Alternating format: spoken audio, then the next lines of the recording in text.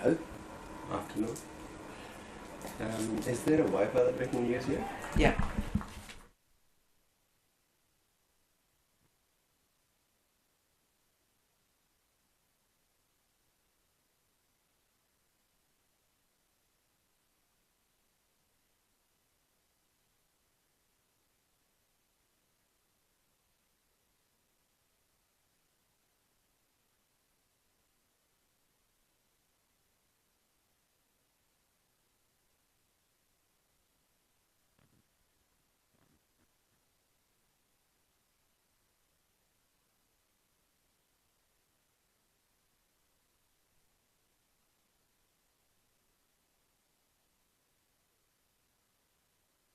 It's beautiful ground. I've never been here before. Haven't you? It's lovely. Oh, chance of a catch. It's just snuck over the top of the short fine leg fielder off that firmly hit sweep shot from Leighton Parsons into the boundary for 4. Good shot from him. He's up to 68 now. Really pushing on. We've got a new bowler, Dane Stevenson, into the attack from the... What did we call it? The country... Cemetery end? No. That's that's the town end. the town end. City end. Town, I suppose. Dane Stevenson. Off spinner from... Another one from, I think, New South Wales.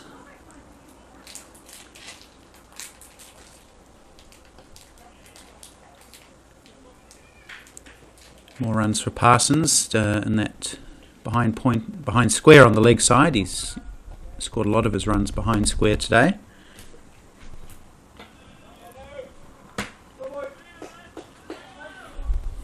Full-on danger.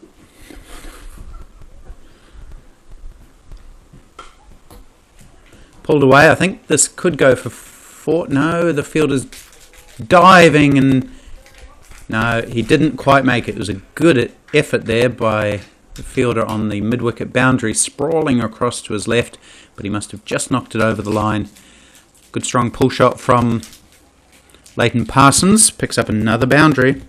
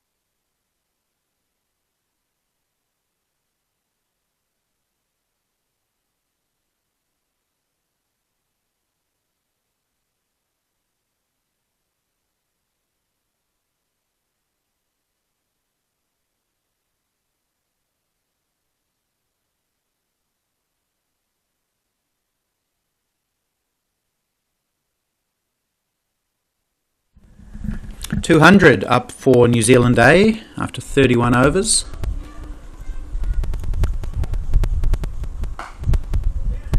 Leighton Parsons will pick up another run as he pulls the ball into the leg side. So 6.45 the run rate. Doing pretty well still, the NZA guys. Do apologise again for a little bit of a technical glitch.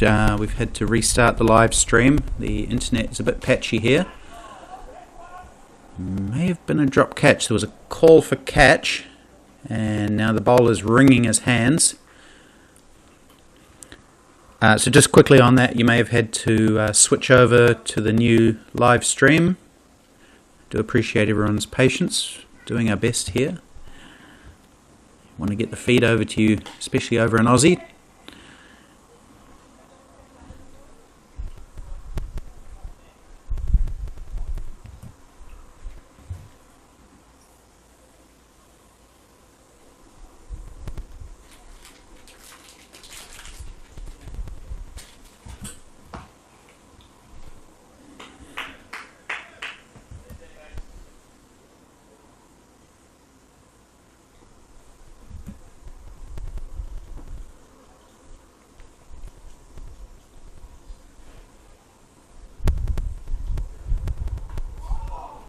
Swing and a miss from Colkin.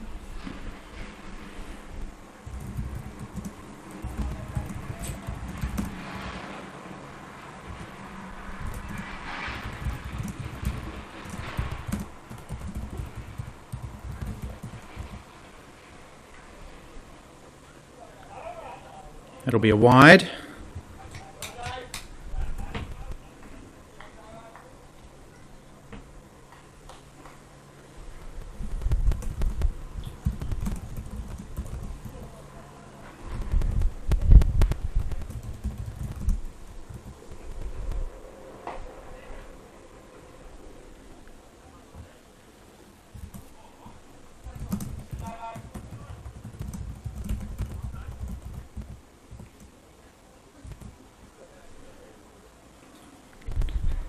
Five runs off that over, all in singles. So we've got 13 overs left now. The NZA guys still on target for 300. They've just lost those 2 wickets, 1 run out and 1 to the bowler. So the 2 batsmen out. Jason Grobler, he was run out for 86 from 53 balls, and then James Mackey, he was bowled by Richie Wild for 12 from 13. Swung away into the leg side this time by Colkin, and he'll pick up a 1, so he's on 11 from 20. Leighton Parsons has batted right through the innings. Started off pretty slowly. In fact, most of his innings he was going at under 50% strike rate. He's picked that up quite a lot recently though, and he's in full flow at the moment. 78 he is from 110 balls, showing what he can do. Following on from his 59 yesterday.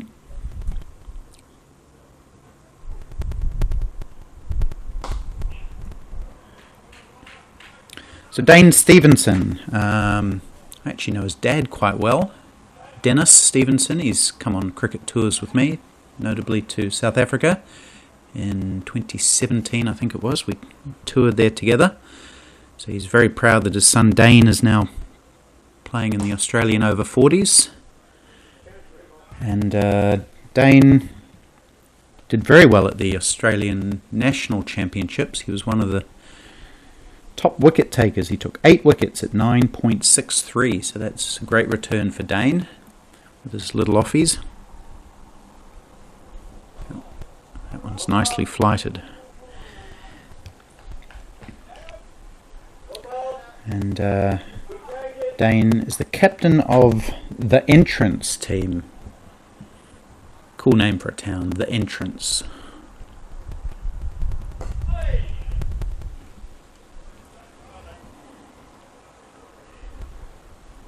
It's been a little bit expensive here. 2 overs, none for 17. But it does look like it's going to be a high-scoring game, this one. These 2 players have put on 64 runs, and Leighton Parsons has done the lion's score of the runs, the lion's share of the runs scoring, with Mark Colkin contributing just 13 to that partnership.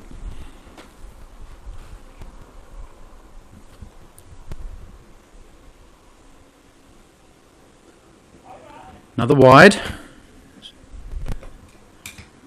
been quite a few wides today. How many? 16. 16 of them. I'll give you the bowling figures in a moment during the course of this over. Mark Colkin down the track and then ends up sweeping it over square leg for 4. 1 bounce. Very nice, clean, firm shot from Mark Colkin. Chris Dixon opened the bowling, 5 overs, none for 13. Kish Nedersan, 4 overs, none for 44. He was a bit all over the shop. Joseph Price, 5 overs, none for 37. There's more runs for Colkin. He's hit that well as well, and that's going to go out to the extra cover boundary for another boundary. 4 runs to him. He's up to 21 from 25 now.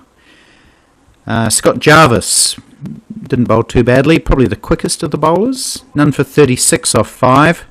Suresh Pereira, he's been good. 3 overs, none for 10. Got taken off somewhat surprisingly after just 3 overs. Richie Wild has taken 1 for 19. He's the only wicket-taking bowler. 1 for 19 from 5. Danny Batra, who's bowling now, 4.2 overs, none for 41.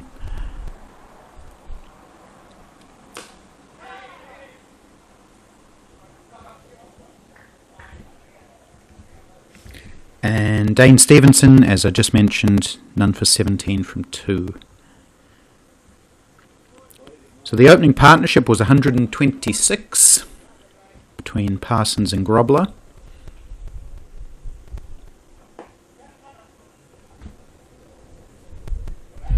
The fielding's been good from the Aussies. A number of one-handed pickups, good shies at the stumps, chances of run-outs, one of which has been affected. I don't think there's been any drop catches, have there, Anne? Maybe there was that cordon bowled. Oh, yeah.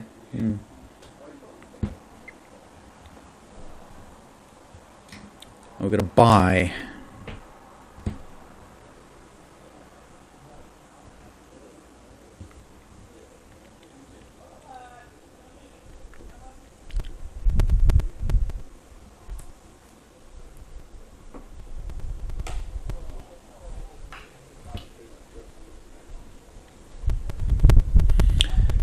Single down the ground from Mark Colkin to end the 34th over, and we've got all the twos. 2-2-2 for 2. The late Richie Benno would love it. 2-2-2 for 2. So we've got 11 overs to go. 8 wickets in hand. I suspect the Aussies, the Kiwis, NZA team would look to score at least 7 and over from here. It would give them a score of around 300. Here's Stevenson. Mark Colkin, he loses his footing. He's hit the ball high in the air. Chance of a catch, dropped. I think that's Richie Wild, who was coming across. Made it, but was never really positioned under the ball, and it spilled out of his hands at long on. So we're just talking about how good the Aussie fielding's been and not dropping catches. Well, they've dropped one there, and that was very catchable. 2 to Colkin.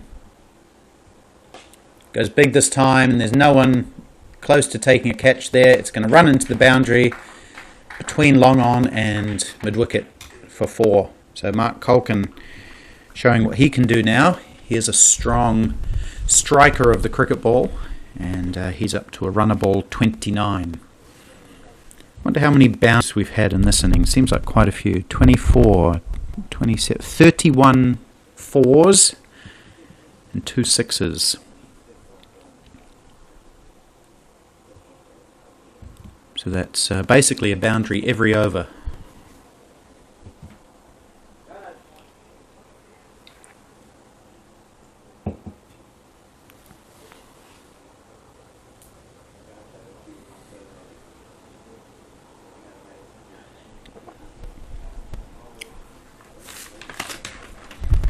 Still some good hitters to come for New Zealand A. Jerem Wiley, he's a good striker of the ball. Andrew McCarr.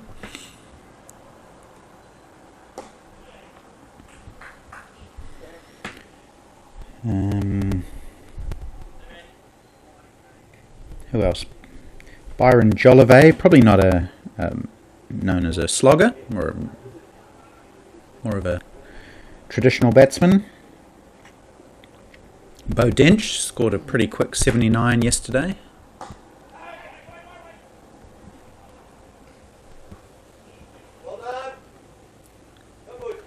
So we could be in for some entertainment in these last 10.2 overs.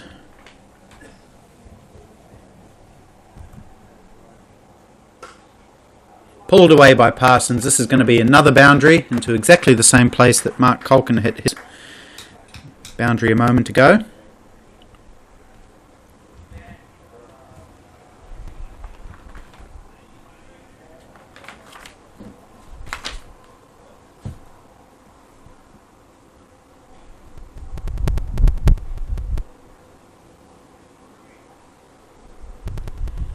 83 for Leighton Parsons.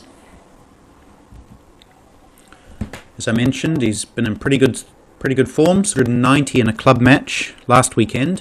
He scored 59 yesterday, 83 today. And he's found the gap between backward point and gully, and I can't see it, but I think this one's going to run into the boundary as well. Is it? No. Some good fielding, in fact. Limits it to 2. Still, we had 10, 11, 13 off that over, so the runs keep coming for the New Zealand A team. Most of the New Zealand team have arrived to keep an eye on what's going on.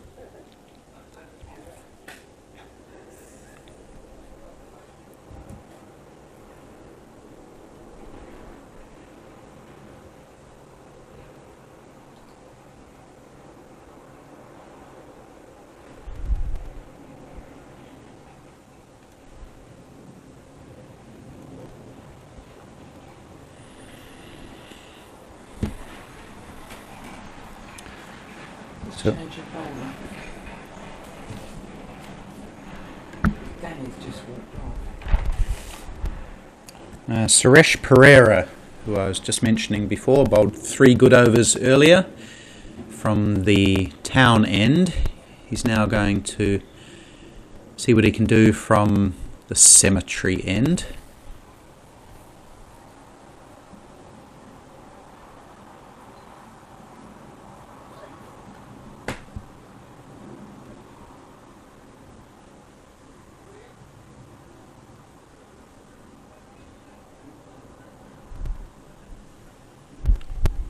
Just watching those warm-up deliveries he bowled, he really did look like he was bowling with an off-spinner's action, so I'm not quite sure exactly what he bowls. As I mentioned before, his Crick Info page describes him as a medium pacer.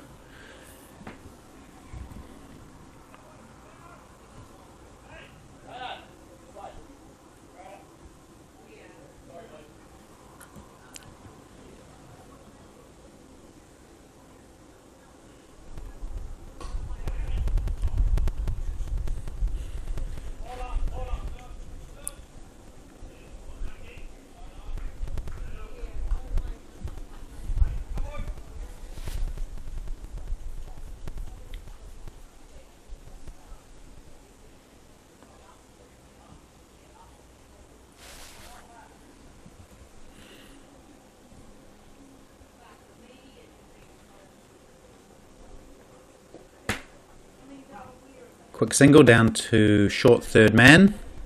So runs off most balls at this stage of the innings. I think the Aussies will be happy with singles. Need to try and reduce the number of boundaries.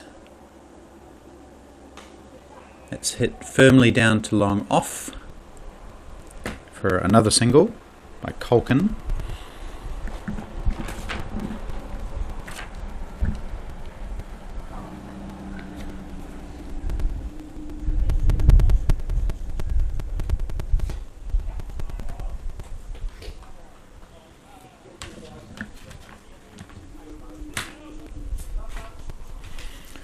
Four balls, 4 singles from this over.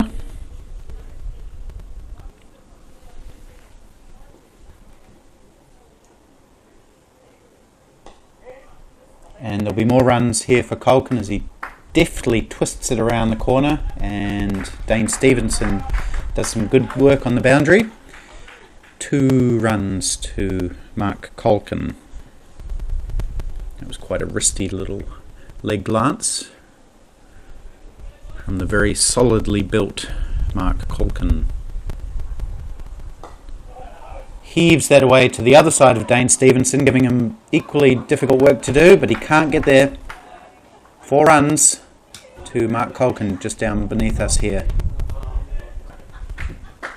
to end that Pereira over. 10 off it, so good one for the NZA team.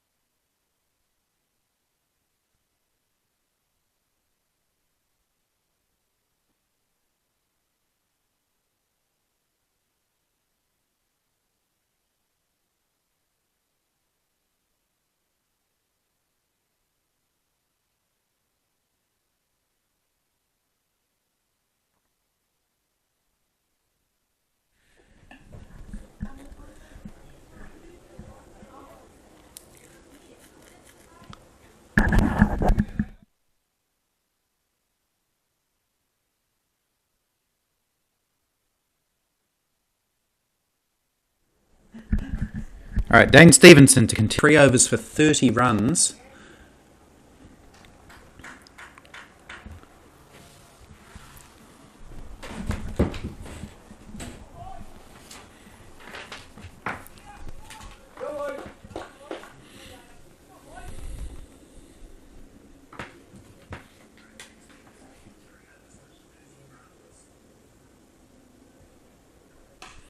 Culkin down the wicket, heaves it over between mid-wicket and long on for 4. I thought that might have gone for 6. He put a lot into that shot. Maybe didn't quite time it, but there's been quite a few boundaries going into that exact spot in the last 5 or 6 overs. Dissecting those 2 fielders. Bisecting, of course. Bisecting. Good thing I wasn't a scientist. 4 runs to Culkin. Smashed away this time by Culkin through cover. Hit that with a lot of power, and the fielder, who was only a metre away from that ball, really didn't have a chance of stopping it. And it goes flying into the boundary for a consecutive boundary. Second consecutive boundary in the over. He's up to 46 now, Culkin. Down the wicket again. He'll just take 1.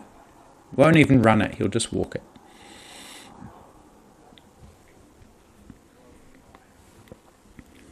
So the runs flowing for New Zealand A. They're almost up to 7 and over now. Leighton Parsons on 88. Oh, he's right back on the stumps there. Yes, and he's given him LBW. So forced right back onto his wickets and hit high-ish, maybe top of the pad, but not too much argument with that, I don't think, from anybody. And Dane Stevenson picks up his first wicket, so congratulations to him. End of a very good knock from Leighton Parsons. Started pretty slowly, but the last 10-15 overs he's really moved up the gears. Falls short of a century, so he'll be a bit disappointed by that, but pretty happy with his effort overall. You can probably hear the applause he's getting.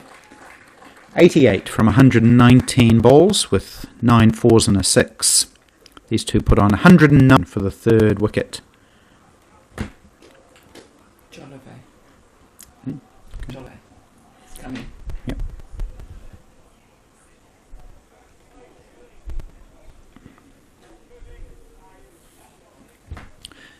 It's well batted. Leighton Parsons. He's set a really good platform for his team. And Byron Jolivet is coming to the wicket now. Batting at number 5 for the New Zealand A team.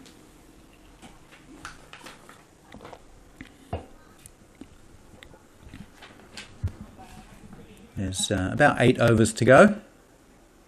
8 overs and 1 ball.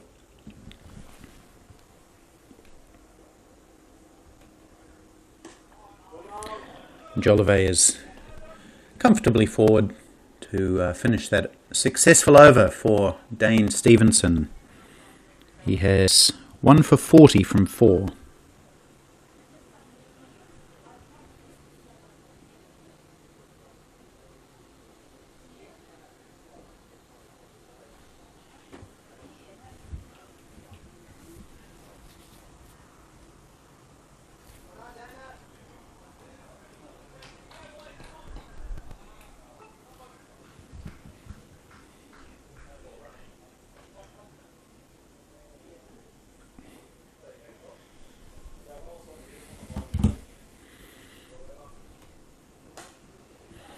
Smashed by Mark Culkin down to long on for 1.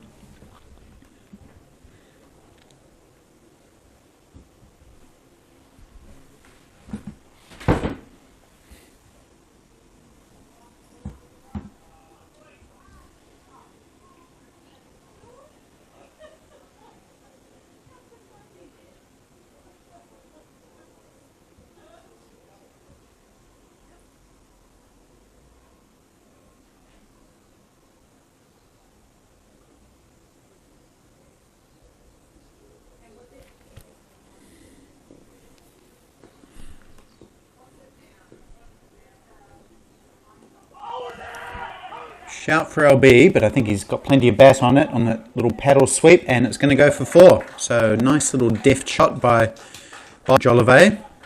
Picks himself up a boundary off the bowling of Pereira. And 260 is now the score, 260 for 3. So with the best part of 8 overs to go, I'm pretty sure that 300 would be the minimum that NZA would be looking for. Maybe even 310, 320.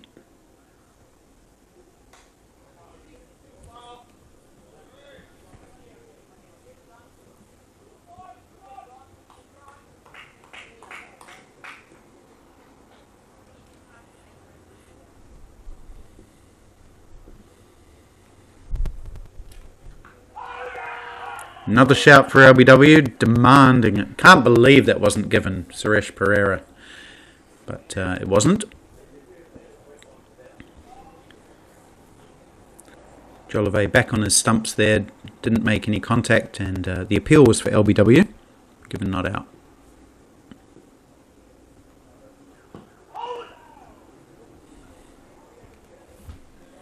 So apart from that paddle sweep that went down to the boundary, that is the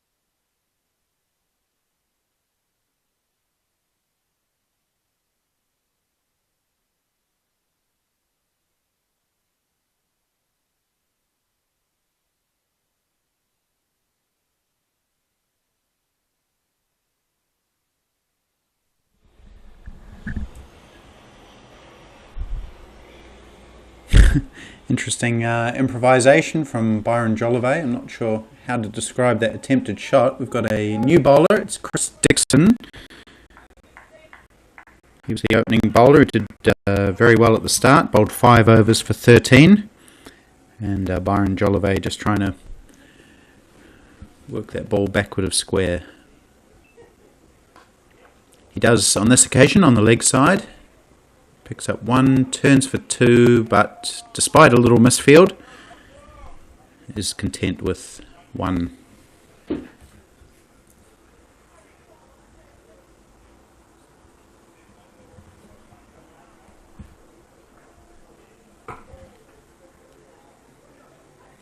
He does on this occasion on the leg side.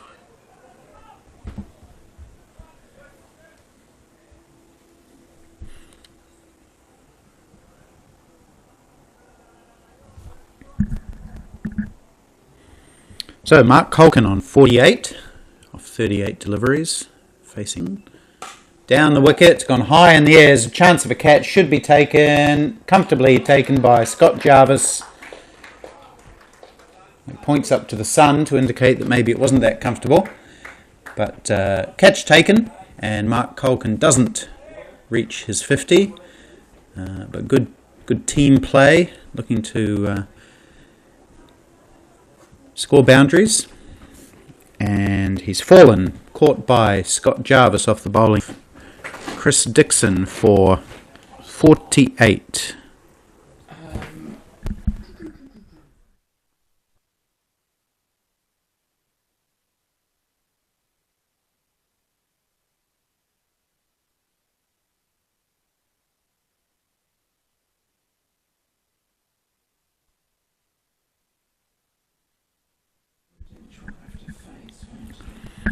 So Mark Colkin falls for 48.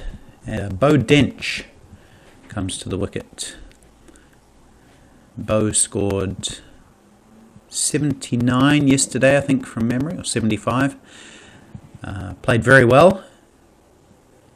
Put on a big partnership with Jason Grobler. Wicketkeeper batsman for New Zealand, A.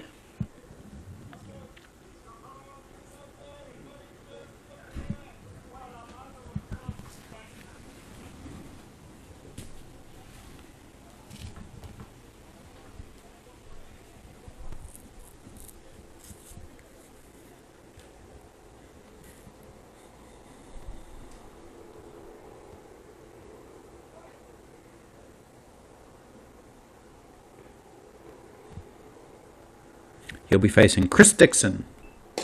And he's off the mark straight away with a compact cover drive boundary sweeper. Speaking of boundary sweepers, we've got a long on and a long off cover sweeper who just picked up the ball there. There's probably someone just out of my view down at third man, and we've got a fine leg as well. Actually, maybe there isn't. There isn't. No, because there's also a mid-wicket, and you can only have 5 out at this point. So we've got 2 newish batsmen here, Byron Jolivet, who just hit a single down to long off, and Bo Dench, who's just faced 1 delivery. So the Aussies will be happy with that. They have plugged away, taken 4 wickets.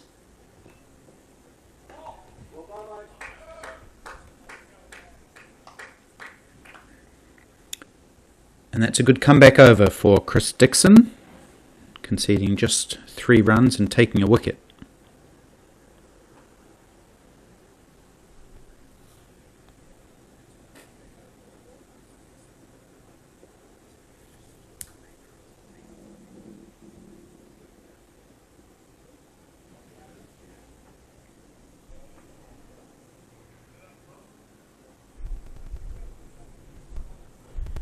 Change your bowler.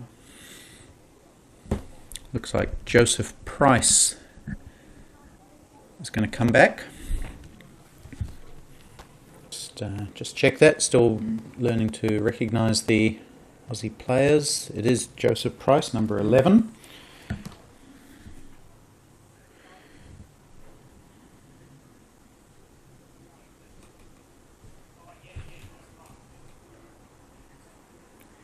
He bowled 5 overs earlier, none for 37.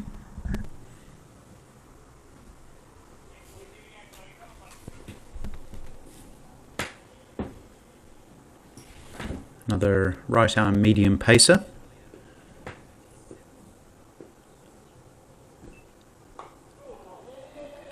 That one's squirted down to very, very fine leg. And because the fielder has to move around from regular fine leg, they have time for 2.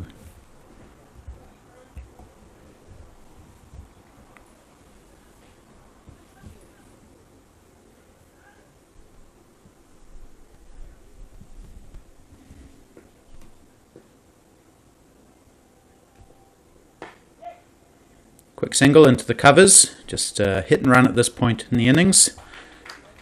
They probably wouldn't have taken a single like that earlier on, but at this point, you might as well just get every run you can.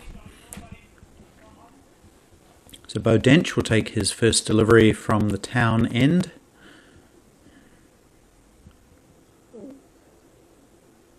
Just as a little bit of gardening, bit of a twitchy batsman. Faces up to Joseph Price.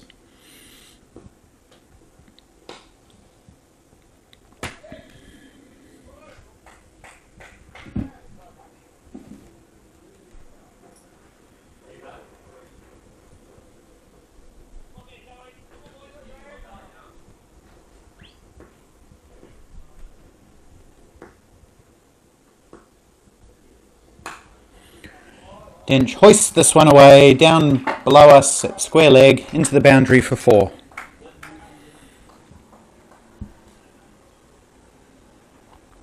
So just maybe a little bit short from Joey Price and Bo Dench, who's in pretty good form. All he had to do was catch up with it and get enough bat on it to reach the boundary. So he's on 5 now. This is a hit and run, chance of a run out, but a good quick response to the call from Byron Jolivet means that he beat the throw of the extra cover fieldsman.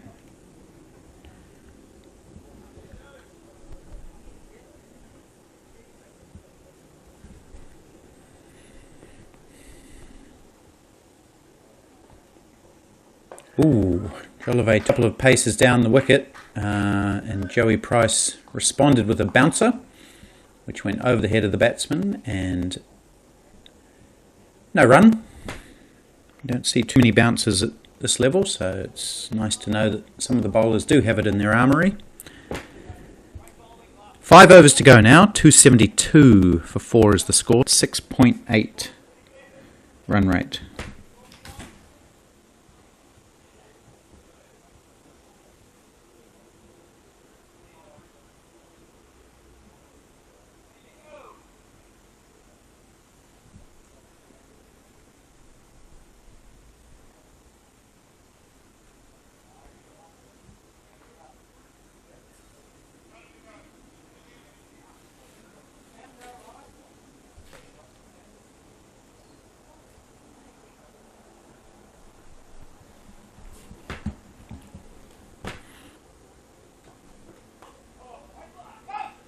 There'll be another quick single here for Byron Jollivet as he mistimes his cut and it goes down to a short third man.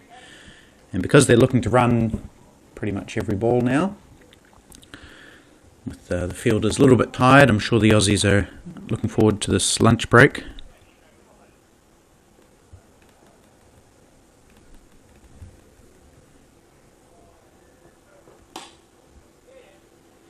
And Jollivet will get a single now, down to long off.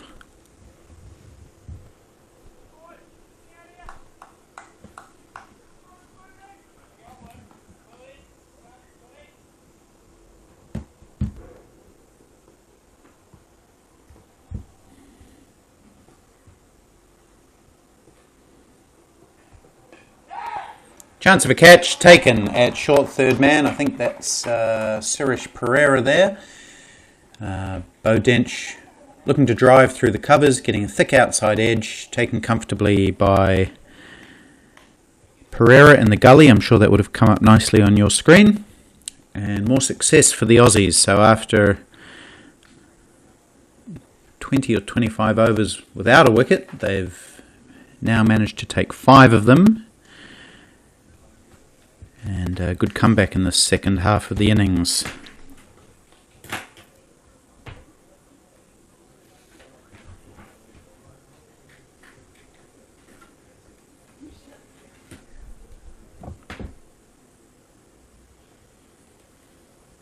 That brings Jerem Wiley to the crease. Good man to be coming in at this point. He is known for his big hitting. And that's the sort of player you want coming in with 4.5 overs to go.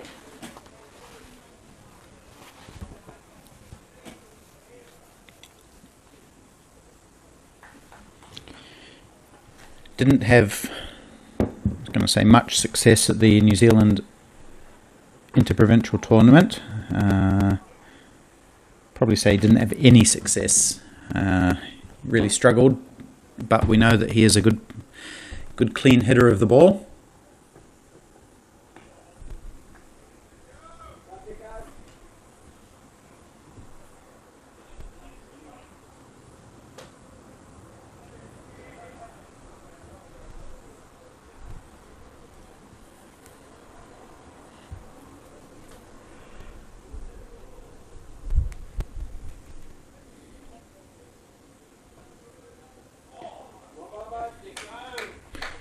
Swing and a miss.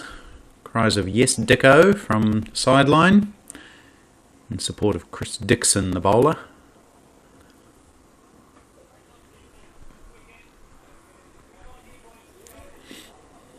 So 4 overs to go after this ball. New Zealand A still looking for that magical 300 mark. Wiley will get off the mark. There's an appeal for LBW, but there was bat and pad there. And that's the end of the over. 275 for 5. 25 runs left to get that 300 mark. 4 overs to do so. The batsman out. Jason Grobler, he was very aggressive early on. 86 off 53 balls. Put on 126 for the first wicket with Leighton Parsons. James Mackey hit some nice boundaries in his 12. He was bowled Richie Wild for that score. Then Leighton Parsons and Mark Colkin had a good partnership of 109. Well, Parsons was finally out for 88 from 122 deliveries. Mark Culkin was caught on the boundary for 48.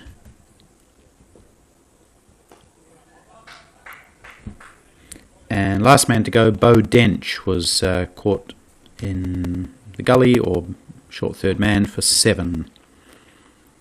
Byron Jolivet, he's on 11 from 13. And Jerem Wiley has just joined him, 1 off 4.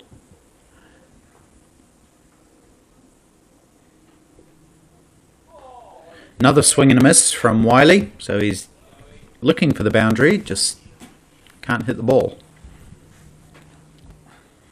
Wicket takers for Australia, well, Chris Dixon has been far and away the best bowler statistically. 7 overs, 2 for 19. Richie Wild has taken 1 for 19 off 5. He does get some bat on it, just a tiny little bit this time. Jerem Wiley, and he's put down by the keeper. Disappointing for Dave Prosser, the wicket keeper for Australia. Bowler finding the edge, Joey Price, but his keeper couldn't hold on to that edge. Here's Price again. And Wiley really struggling to any meaningful connection. Does get a run this time, but it's just squirted away on the offside. So another chance goes down for the Aussies. They've been a mixed bag today. They've had some really good ground fielding and taken a couple of good catches, but they have put down 2 or 3 as well.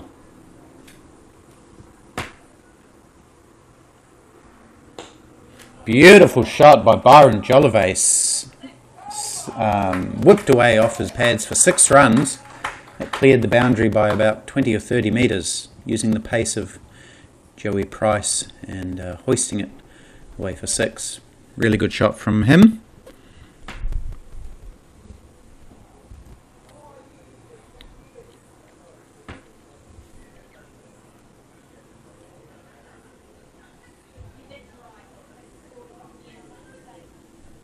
Just a flick of the wrists from Byron Jolivet and into the well played.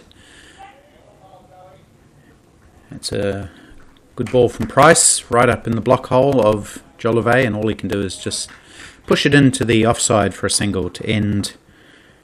Price is over, 8 runs coming off that one. He's got none for 53 from 7, and the score is 283 for 5. 3 overs to go in this innings.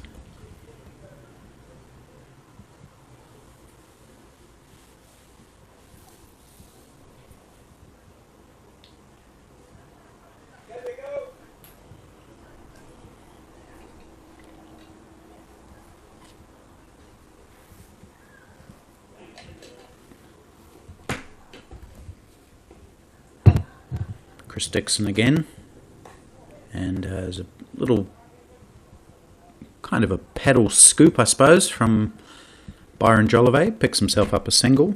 No, yeah, that was Jolivet. So the lunch break will be approximately 45 minutes. What are we now? 1:45. We should be done by 2 o'clock. 45 minutes after that, we'll come back for the afternoon session and the run chase, which will be a good one. Good shot from Jerem Wiley. Finally gets hold of one. He slammed it down the ground straight, dead straight for 4. So that's the Jerem Wiley been expecting. He is known for this kind of hitting. Just has really struggled to get bat on ball in this innings, but on that occasion, he did hit it cleanly out of the middle, down the ground for 4 runs. As I said, there's been a lot of boundaries today. 25, 28, 35, about 38 4s and 3 6s. So plenty of entertainment.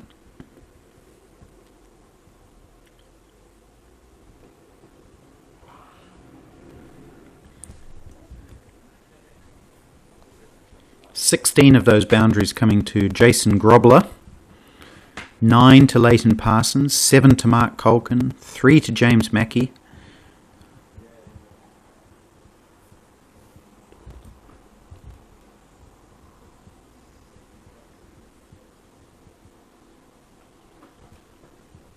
Another swing and a miss. So it's all I think for Jerem Wiley in this innings. And Chris Dixon doing a very good job. He's taken 2 for 24 from 7.4 overs, and in the context of an innings that's going along at 6.75, for him to be going at 3.13 is exceptional. Another swing and a miss from Wiley.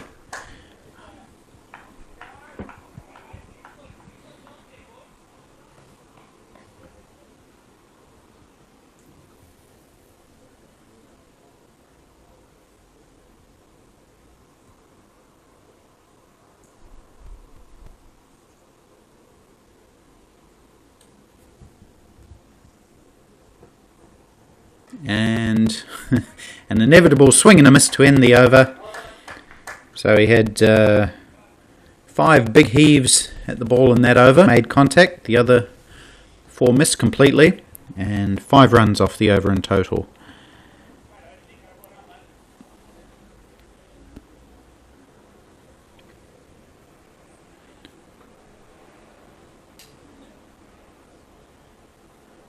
Two overs to go now. I expect that Price will bowl one and Dixon will bowl the other.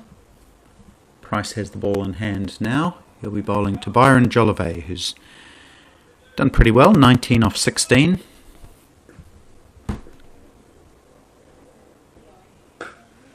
Takes a couple of steps down the wicket, hits it hard to extra cover, who misfields, and it goes through his legs to the boundary for 4.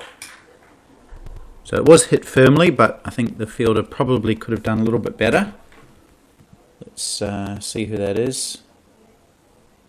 Might be Ash Hardy. Still getting to know all the players here in the Aussie side. All very nice guys, by the way. We've had a couple of evenings with them. Thoroughly enjoyed their company.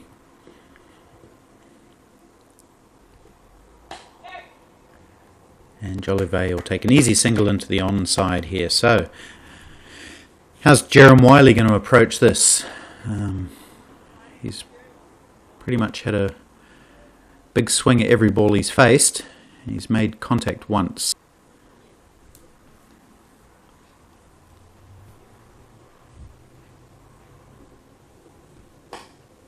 He opts to just give Jolivet the strike. Maybe not a bad option. Just pushes it into the offside for 1.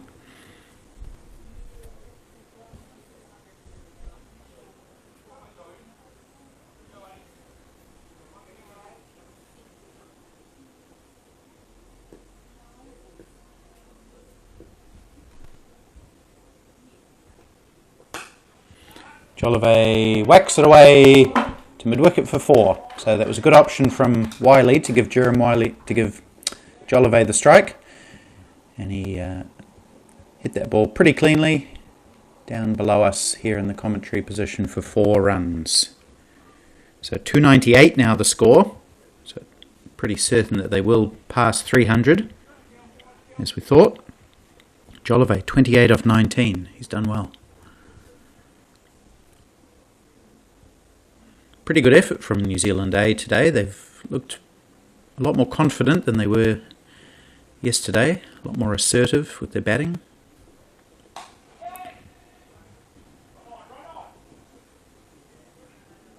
Just 1. They were confident last night. They felt that they had learned a lot from the game against New Zealand, which they lost by about 40 runs, and they were really looking forward to today's game. So it's been a good first innings for them. Can they back it up with the ball?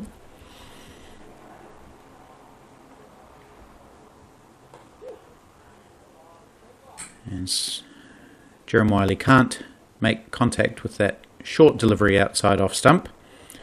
End of the over, 299 for 5. 1 over to go.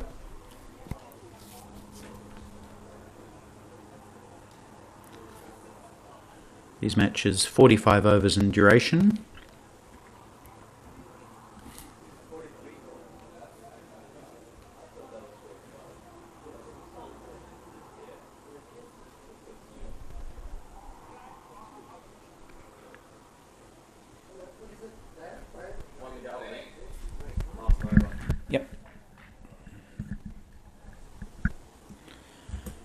looks like it's actually going to be Scott Jarvis having a bowl. That's interesting. Chris Dixon still had one over to go. Maybe Brian May, the Australian captain, wanting to see how various players cope in various situations. So he's given Scott Jarvis the job of bowling the ultimate over.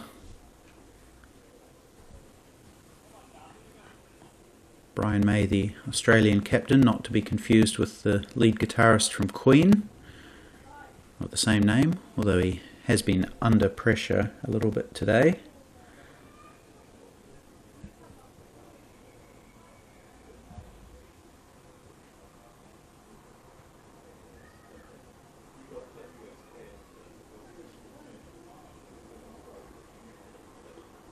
Keeper standing up. Scott Jarvis will bowl his 6th over. Brian May just making a few little changes, putting the man square leg a little bit squarer. So we've got a square leg, cow corner, long on, long off, and cover. Those are your boundary riders. Last over to be bowled by Scott Jarvis. And Jolove picks up a single into the offside.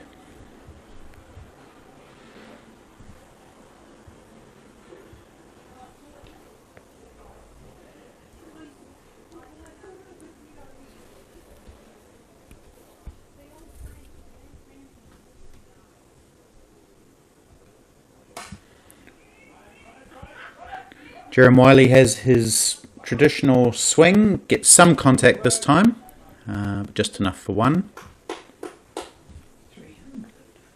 300. 301 in fact. New Zealand A, so they've reached that target that, well, I had set for them. I'm sure they've done themselves. That's an excellent score. It'll take a lot of chasing for Australia. And Jolove may be looking for 2. They settle for 1 as it goes to long on.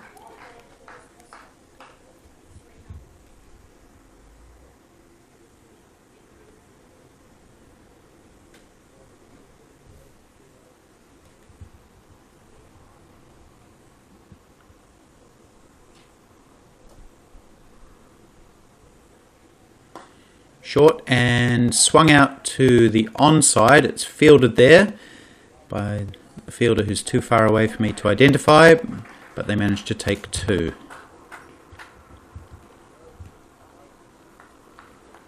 Two balls left now.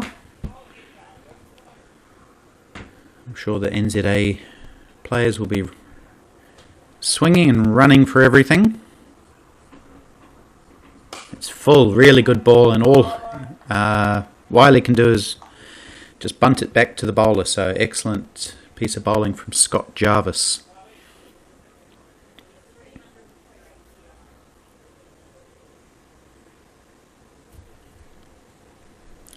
Last ball of the innings, Jarvis to Wiley, and he's bowled him. Wiley came jumping down the track, missed the ball, Jarvis hit, and Wiley's innings comes to an end, as does the New Zealand A innings. Wiley bowled for 10 off 17. Bit of a mixture that innings.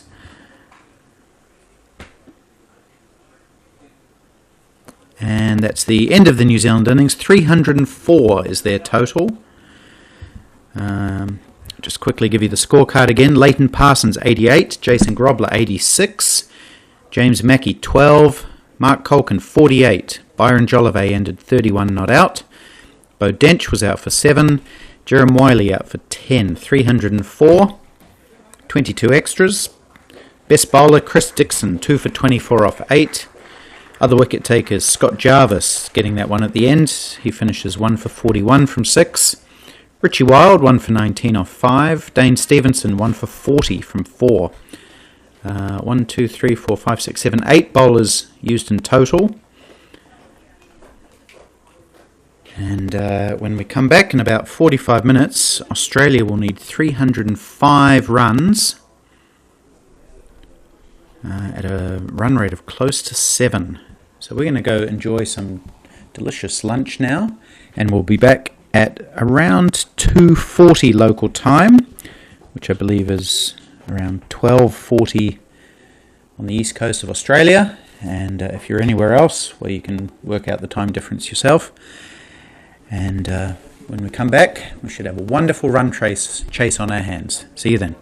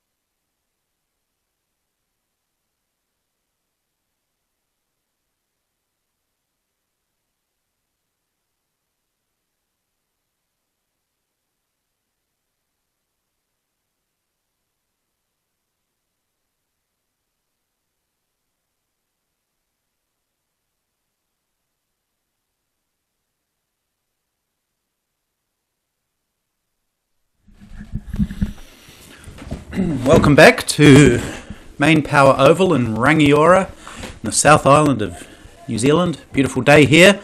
Just about to start the Australian run chase. I'm just finding out who the batsmen are. We've got number 6 and number 2, I think. So that looks like Ash Hardy and Jeff Hemming opening the batting.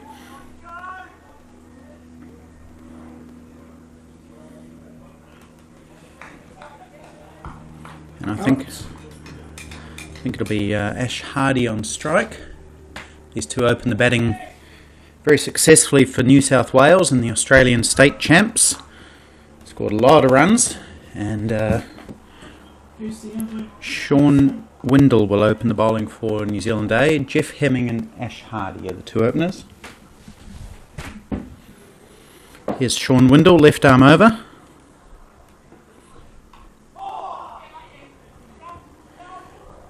And runs straight away, a little inside edge down to fine leg where the keeper scampers back and cleans up. So Ash Hardy off the mark with a single.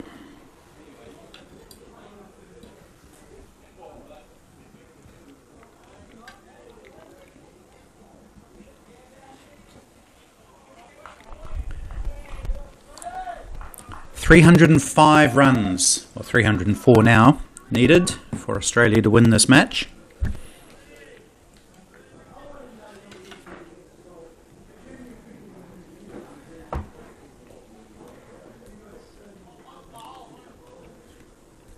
Oops. Wide.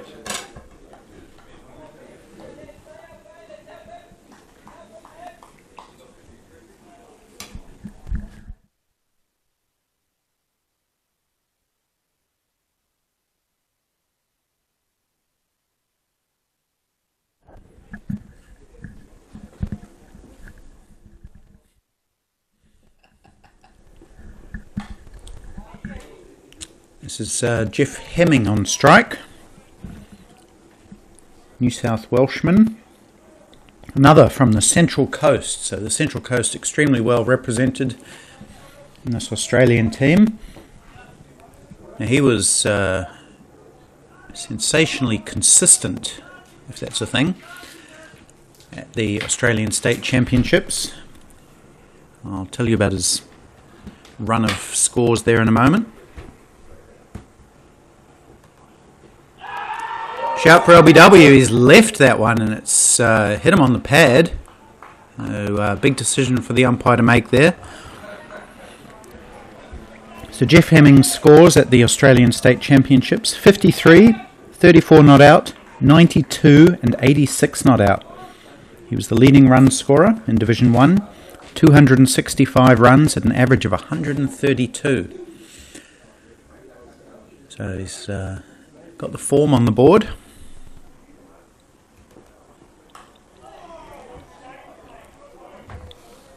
But he's being tested early on by Sean Windle, the New Zealand A opening bowler. Left arm, swings the ball in.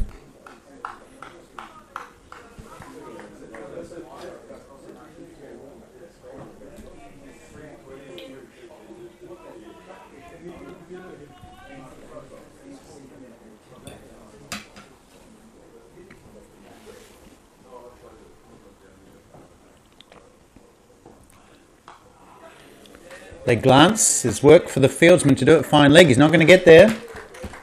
It was nicely turned around the corner by Hemming, and he's off the mark with a boundary.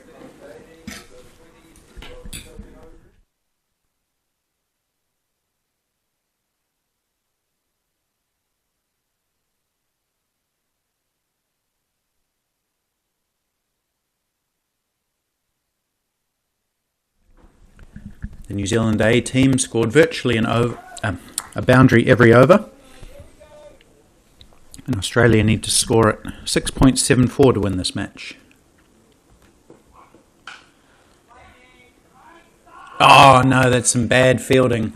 It was just hit gently up to mid-on and I'm going to name and shame that fielder in a moment. Who was it? Jerem Wiley.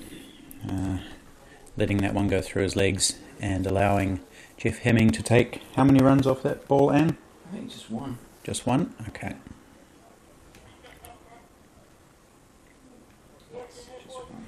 So 7 off the first over. And Australia's target is down below 300.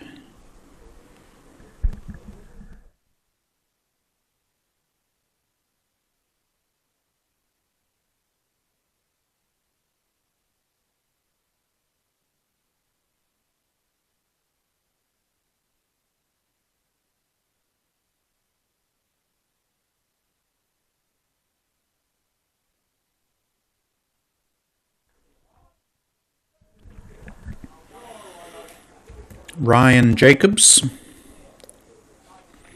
will open the bowling for New Zealand A.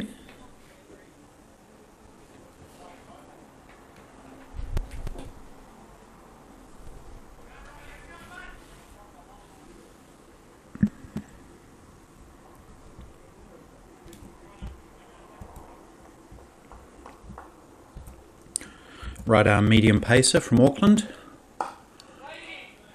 Has Hemming back on his stumps, defending out to point where there is some good fielding by Nick Smith.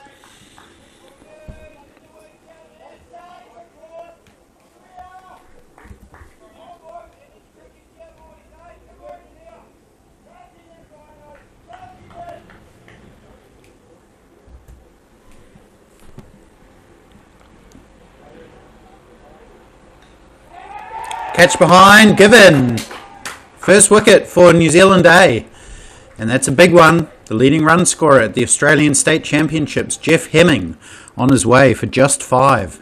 It was down leg side, and he'd caught up with one in the previous over, glancing it for 4, played a similar shot, but just got it way too fine, and it was taken comfortably by Bo Dench down the leg side. He's furious with himself. I'm glad you can't pick up the words that he's saying as he walks back. I can, and they're not repeatable on air. Anyway, first wicket falls.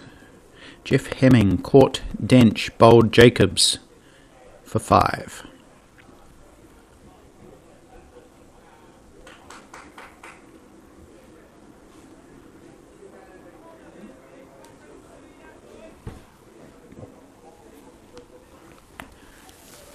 So the Australian captain, Brian May, is in quite early, in just the second over.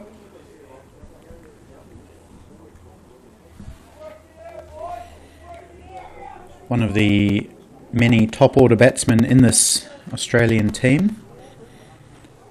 Very, very well credentialed player. I'll go through some of his achievements in a moment.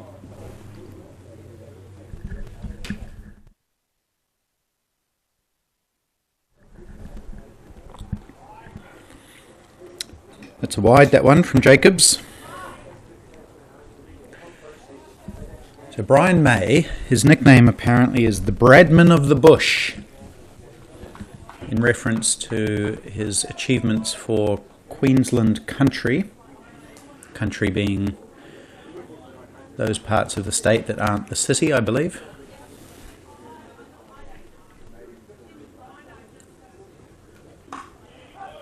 And he's off the mark with a comfortable clip down to fine leg. He's coming back for 2, in fact. It's almost a direct hit. That was some good fielding. He's pretty quick, though, Brian May. Despite being one of the older players in the squad. I think he's 46 or 47. Played 62 times for Queensland country, did Brian May, and he's in the... I'll come back to that in a moment. As we see another wide from Jacobs. So Jacobs pretty quick, but a little bit all over the place. Brian May, is the leading run scorer in the Australian Country Championships, and he's been an Australian country representative 8 times. He's in the Australian Country Hall of Fame. I'm not talking about music here, this is cricket.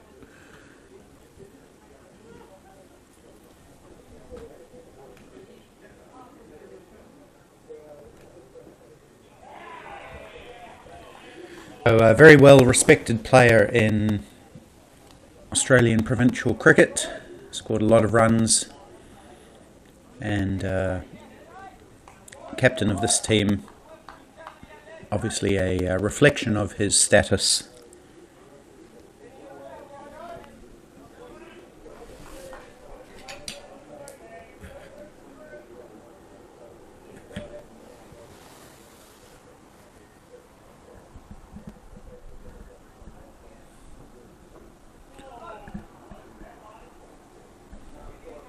That one looked a little bit wide from this angle. Brian May reaching across to try and cut it, missing, but not signalled wide.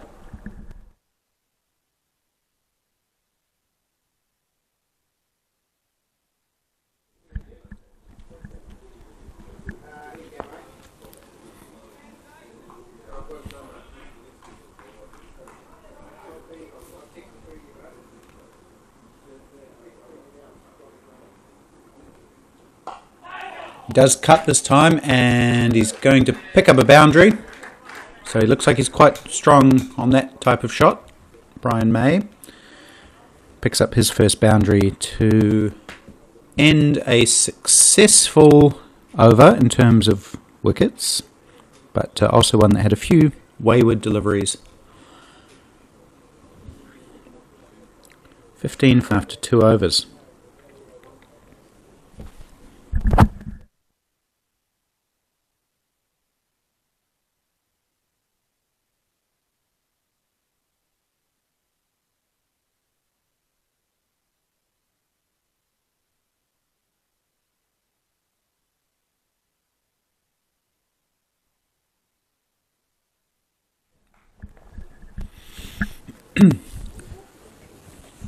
So Ash Hardy will be on strike. He's number 2 for Australia, New South Welshman. Interesting, he's actually, I think he's 50 years old, so he's actually eligible for the Australian Over-40s. Not picked for the 50s, but selected for the 40s.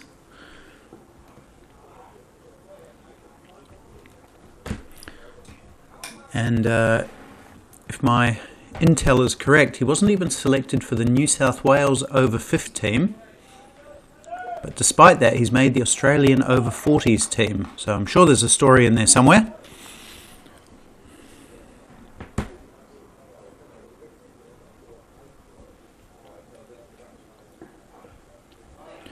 But he's another prolific run scorer. Ash Hardy was one of the leading run scorers at the Australian National Champs, scored 238 runs, only out twice. That's an average of 119.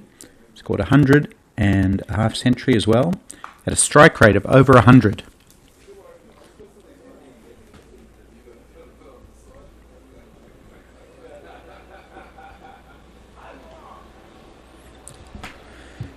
Quite a few wides early on in this innings. We've had 4 wides so far out of, or 5 wides out of 17.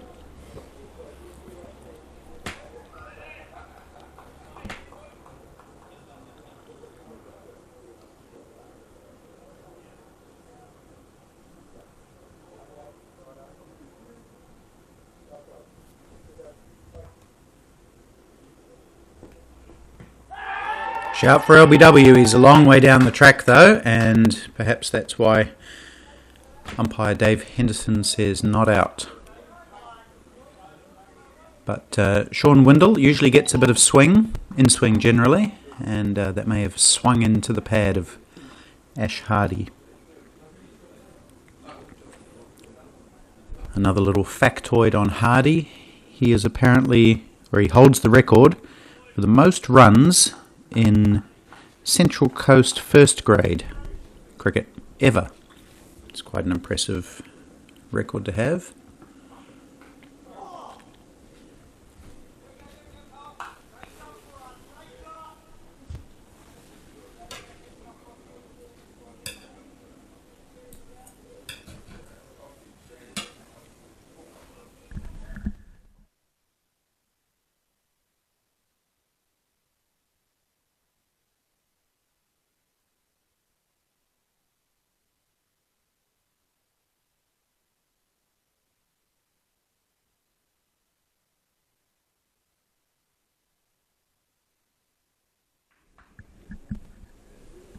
When Sean Windle's getting it on target, he's pretty difficult to deal with. That one's a little bit too wide and it's knocked down to third man. Again, third man vacant at this point, so Nick Smith has to trot back and pick that ball up. Slides, makes a divot, but replaces it. And 2 taken by Ash Hardy.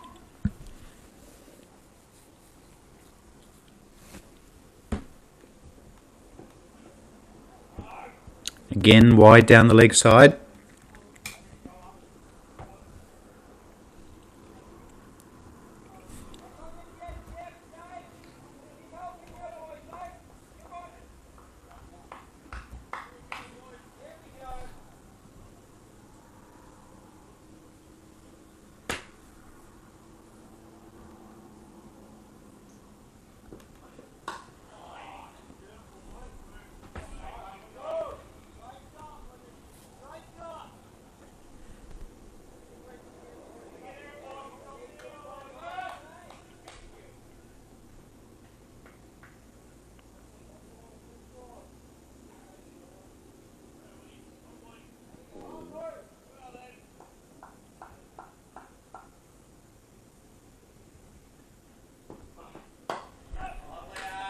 Driven nicely by Ash Hardy. He may have got enough on it to reach the boundary. It's just pulled in by Nuan Widasoria, but they take 3. Good running between these two, who, despite being in their late 40s and early 50s, are very nimble between the wickets. And that over ends with a 3. So 7 more off that over.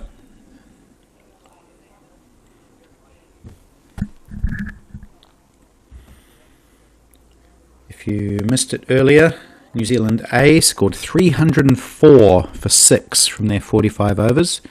The 2 openers being the highest scorers, Leighton Parsons, 88, Jason Grobler, 86. Also Mark Culkin, batting at number 4, scored 48 off 37. And Byron Jolivet, 31 not out at the end off 22 deliveries. Best bowler for Australia, Chris Dixon, 2 for 24 off 8.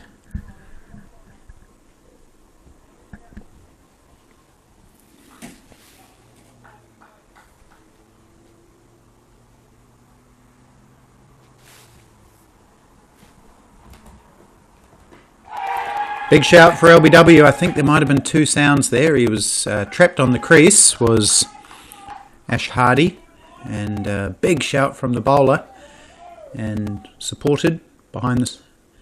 But I suspect that there was a little bit of bat there as well.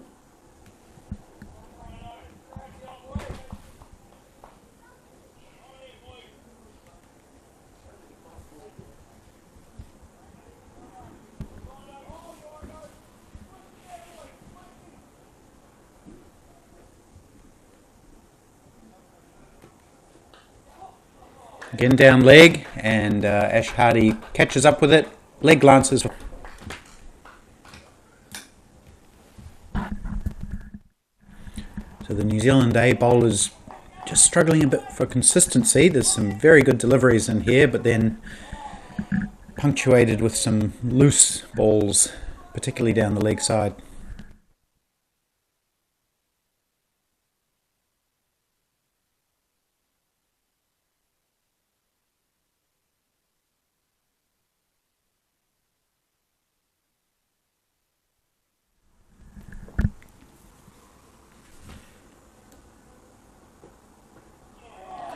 That's a better ball. Good length delivery outside off stump, which Hardy lets pass through to the keeper, Bo Dench. We've got 2 slips, a gully, a backward point, a cover, a mid-off, an extra cover as well, and a short mid-wicket. He's the only man on the leg side in front of square. It's a 7-2 offside field for Jacobs. Belated call of wide from the umpire on this occasion.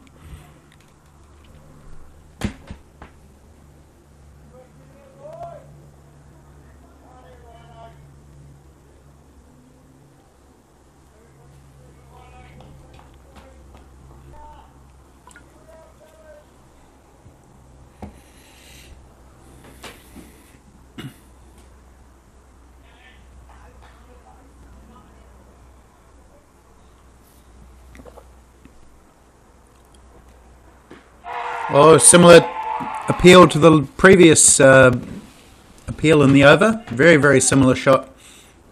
Caught on the crease again. Again, it just sounds like there might have been a little bit of bat, or maybe the umpire deciding the ball was going over the stumps. In any case, appeal denied.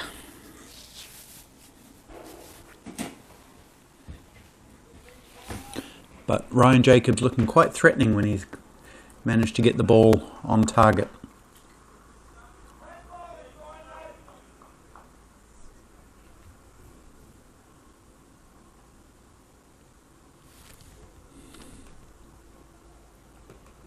Oh, and that is an absolute jaffer, beating Ash Hardy outside the off stump.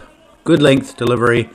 Looks like it may have possibly jagged away a little bit, and Ash Hardy genuinely beaten on that occasion.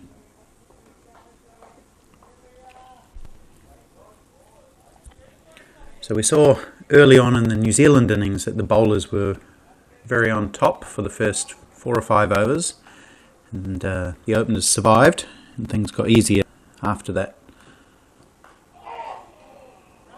Again, a bit of a streaky shot, trying to cut and inside edge.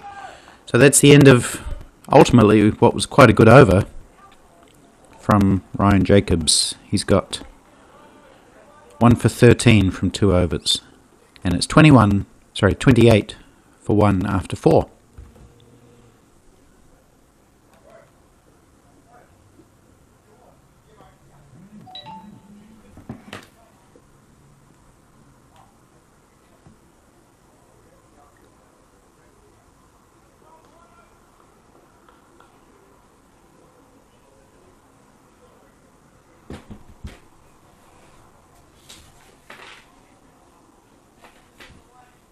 Changing bowler.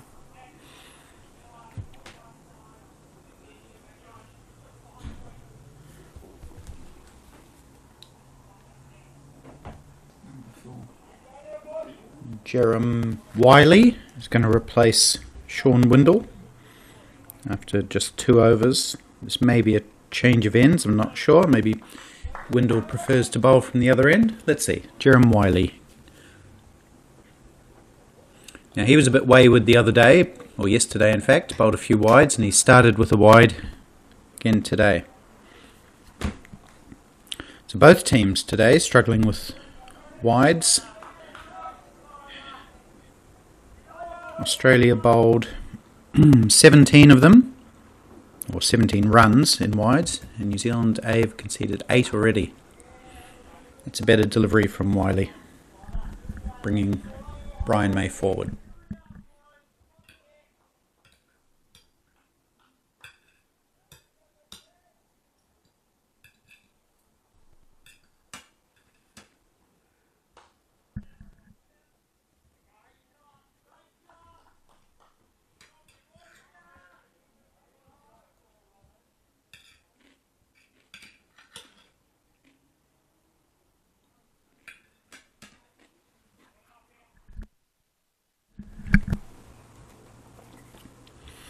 Another wide.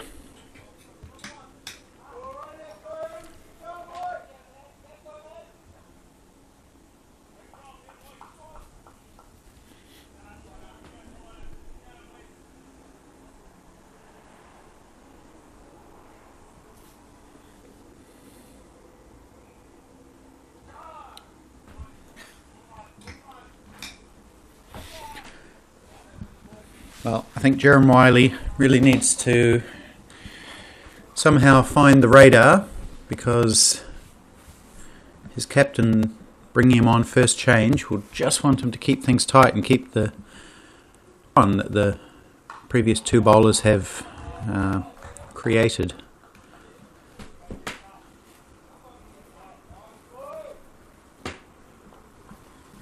If the New Zealand A team can get this run rate required up above 7 again, and even up to 7.5 or 8, that makes it so much harder for the Aussies. But giving away free runs is not what New Zealand A captain James Mackey would want his bowlers to do.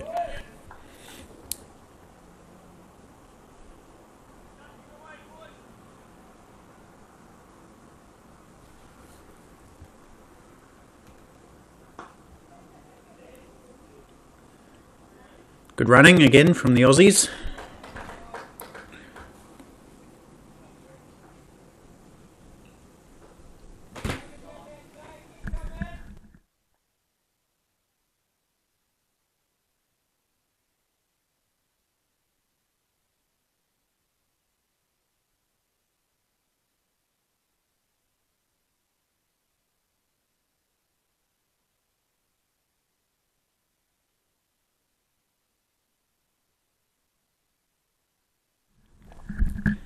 So Wiley ends with 5 off his first over, so not too bad in the end.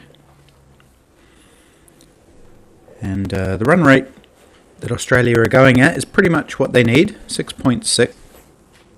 Still early doors, of course. Ash Hardy, 10 not out. Brian May, 7 not out. The man out was Jeff Hemming. He was caught by the keeper, Bo Dench, down the leg side off the bowling of Ryan Jacobs for 5. And it is Ryan Jacobs who will continue.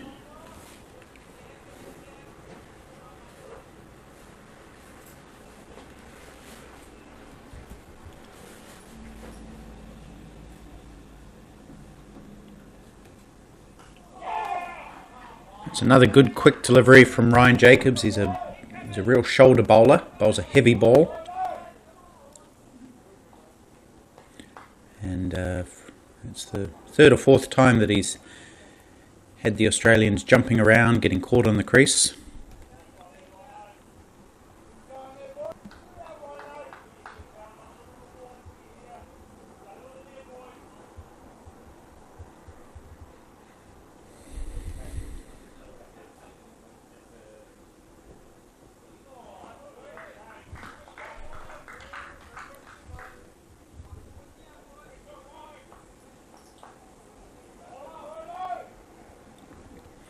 So New Zealand A looking much better today than they did yesterday. A lot more positive energy. They were a little bit meek, I feel, yesterday, but they learned a lot from that game, and they've gained a lot of confidence from a narrow-ish loss, and they look very keen today. It's really just the wides that are hurting them. Everything else is looking good. The batting was excellent, positive throughout the innings. And there's a lot of chat in the field today. They're making the Aussies aware that it's just 2 of them against the 11 Kiwis.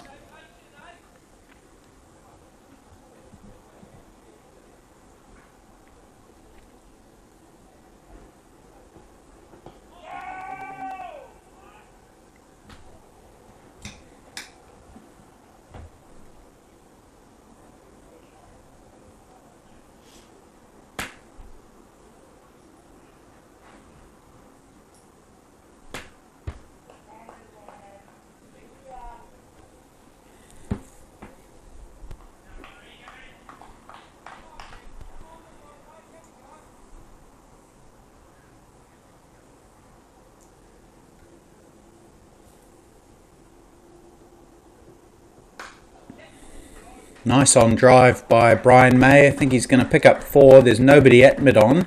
As I mentioned before, there's only the 2 men on the onside. And so that nice on drive was unhindered on its way to the boundary. Just trickled over in the end, but a nice boundary for Brian May, his second.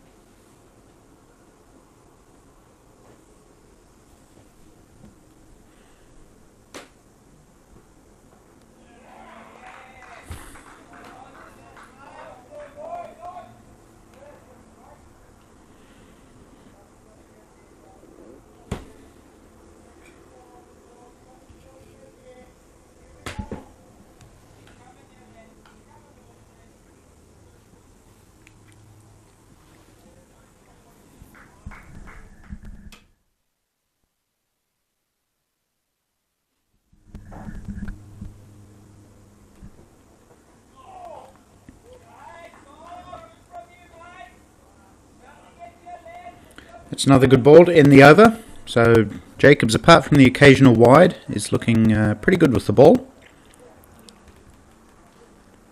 He's taken 1 for 18 off 3.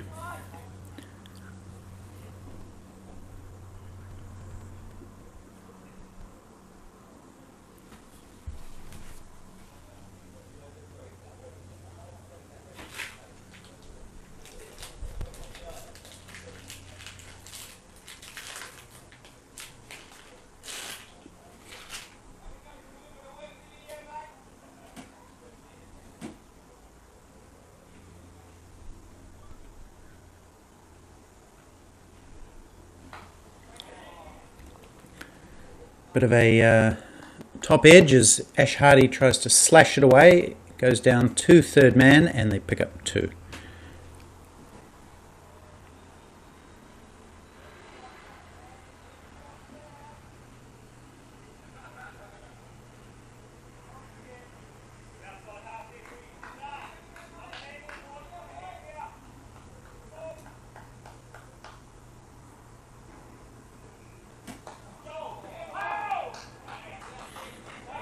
Good work from Bo Dench, standing up to the stumps, whipping the bails off, letting Ash Hardy know that he's there.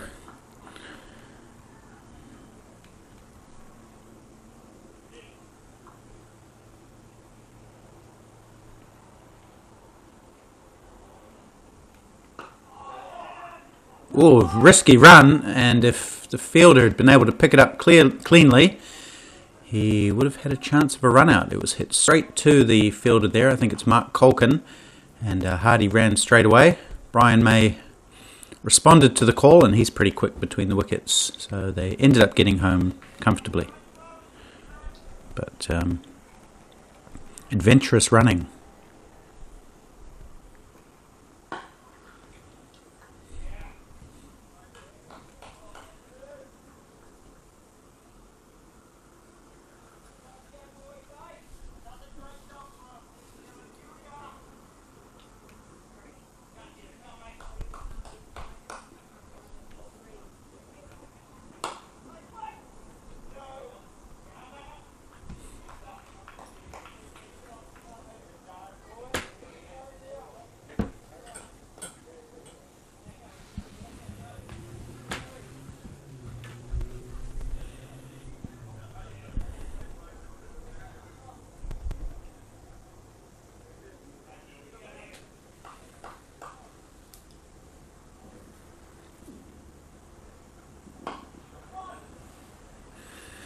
Brian May will pick up 1 as this goes out to Nuan Wirasuria, who's about halfway to the boundary at point. That was a good over from Jerem Wiley. Managed to avoid any wides and just conceding 4 from that over.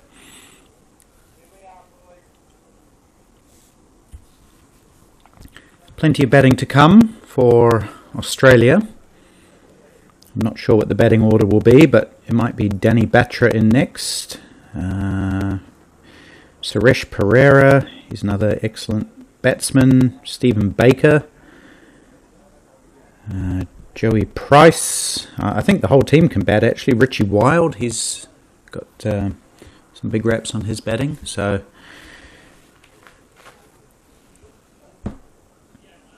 plenty of ammunition left in the tank for the Aussies.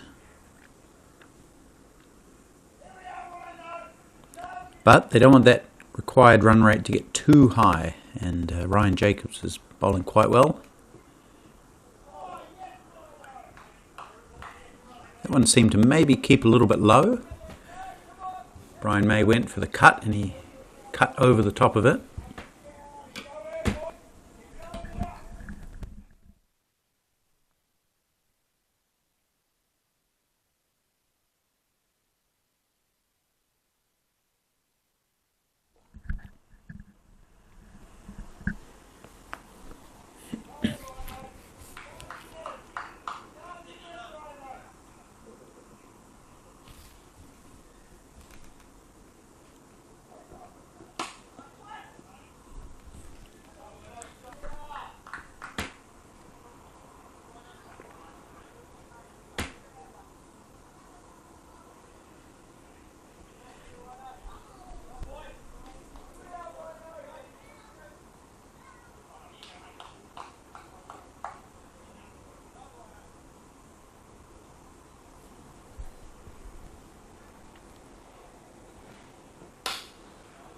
That's a lovely drive from Brian May. Very wristy, that one. Straight drive. Didn't have the high front elbow. He did break the wrists and just hit it powerfully enough to go down the ground for 4. So well played by the Australian skipper, May.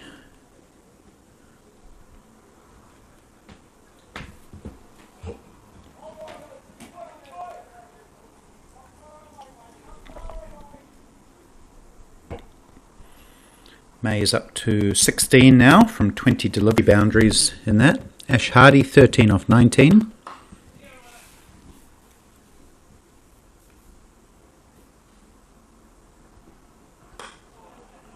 May will have more runs here, turning it into the leg side. He'll get at least 2. And 2 is the total.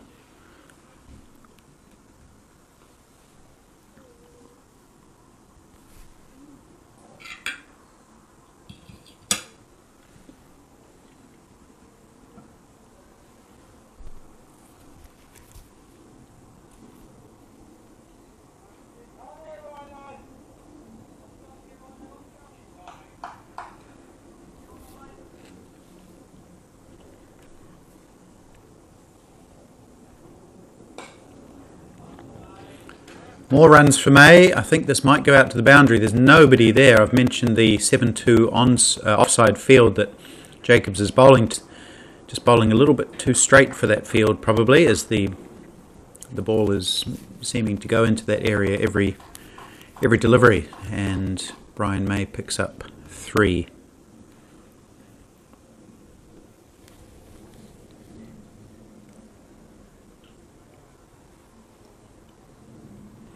So, change in the field now. There is a mid-wicket.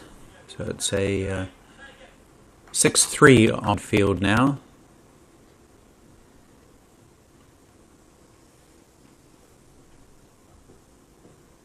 Again, leg side and called wide.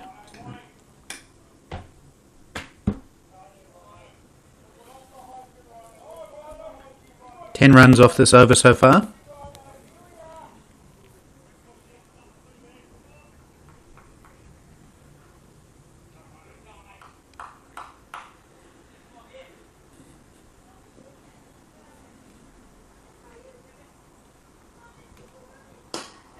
Nice cover drive by Ash Hardy, but there's protection out there, Andrew McCarr.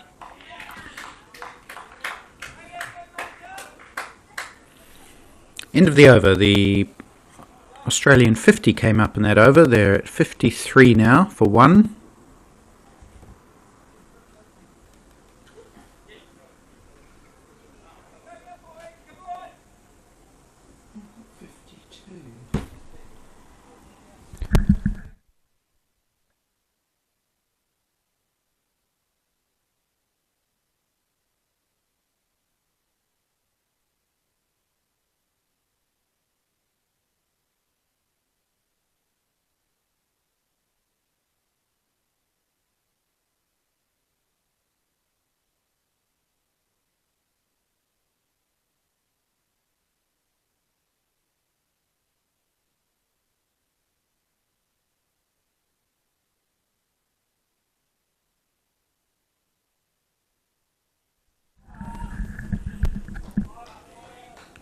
ball just fell slightly short of Jason Grobler in the covers.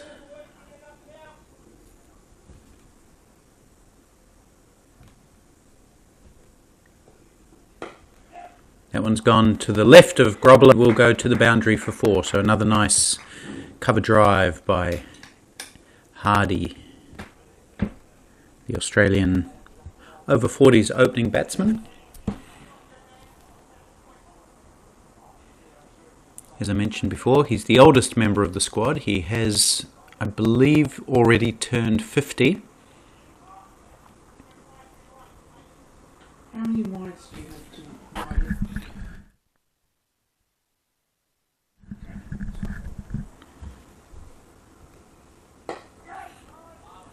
Driven again, squarer, and great fielding by Wirasurius, scampering in, picking up the ball one-handed and firing it in. Good work from him.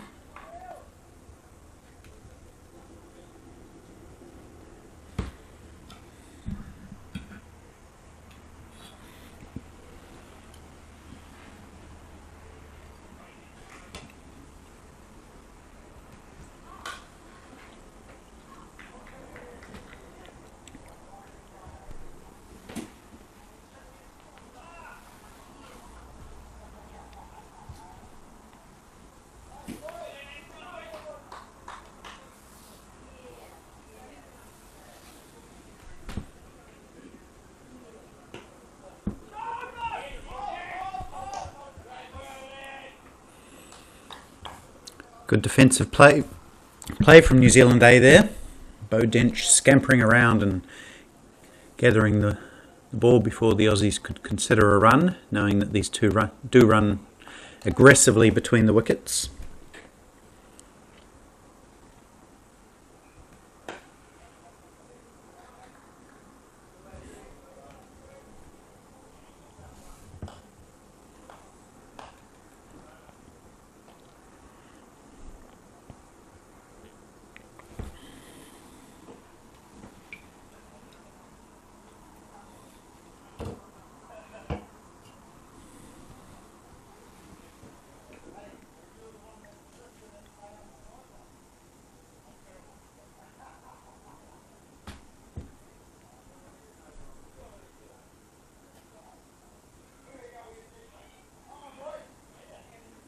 How many wides do you have altogether?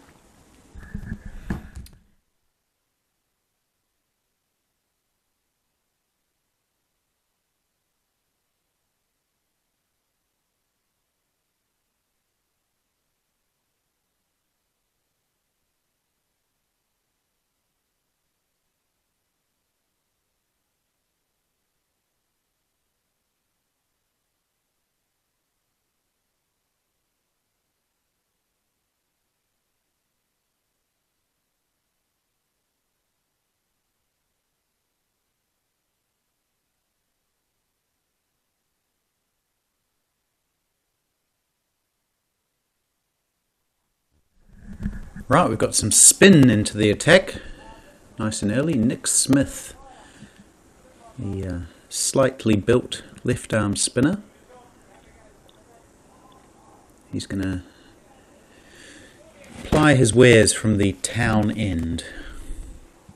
Bowling to Brian May, who's forward solidly in defence.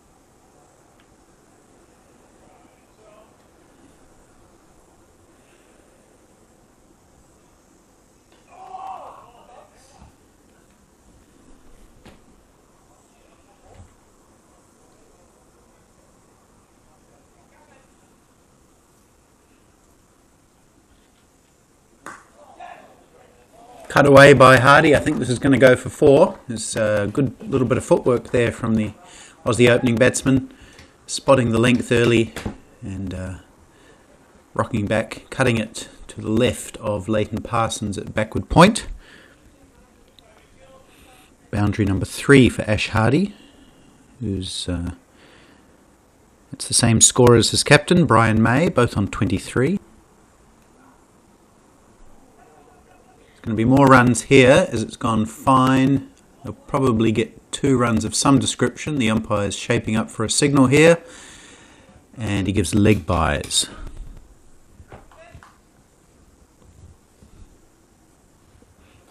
So a total of 7 scored off Nick Smith's first over. 5 will go against his figures.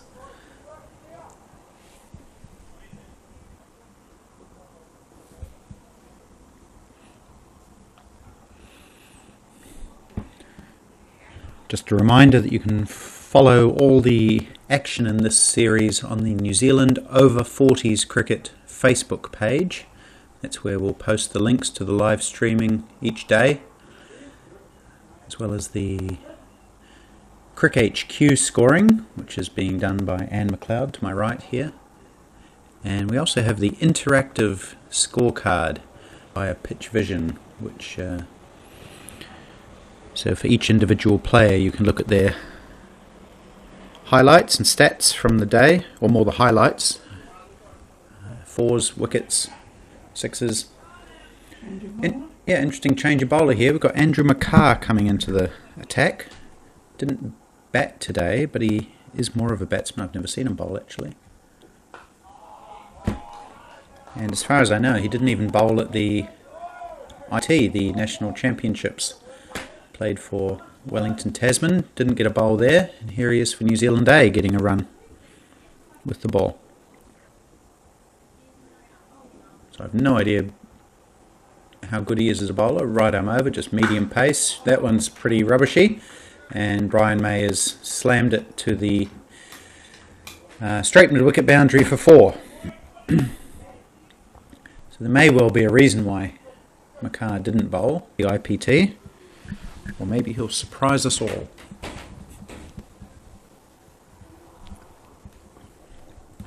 He is a top order batsman, McCarr.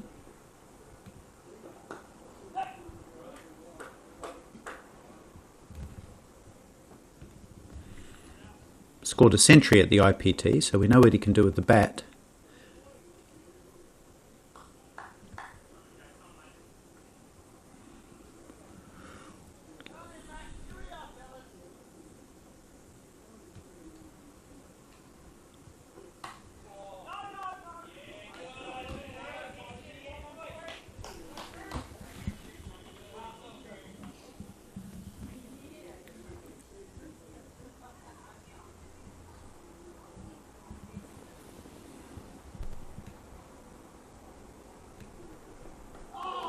Well, that's a good delivery. He's beaten Ash Hardy's attempted square drive, I suppose, and into the safe hands of Bo Dench, the wicketkeeper.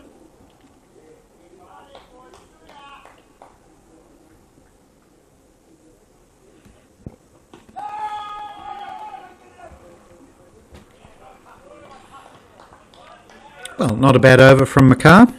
5 runs off it in the context of this high-scoring match. And Australia's run rate, still early doors, but they're going at 6.45 and they need 6.88 from here.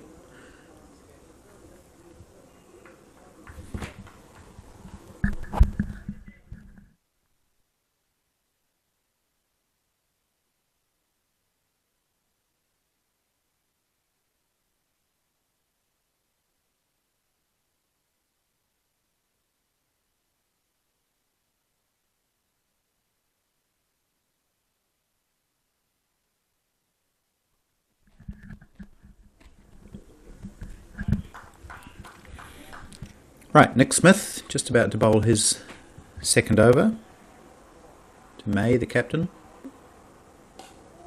who's respectfully forward in defence.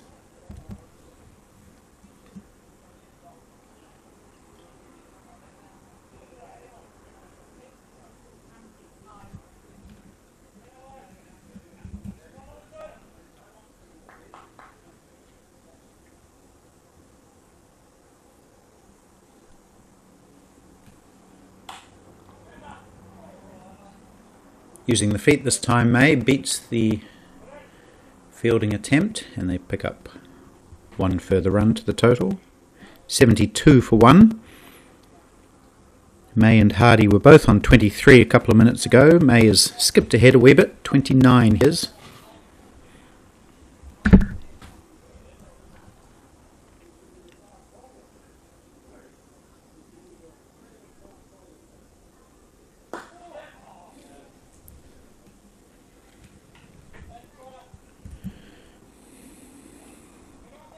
Nick Smith was a little expensive against New Zealand.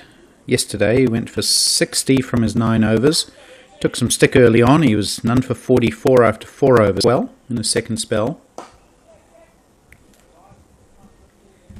But early on he was victim of some hitting from Marshall and Hardeep. James Marshall, that is.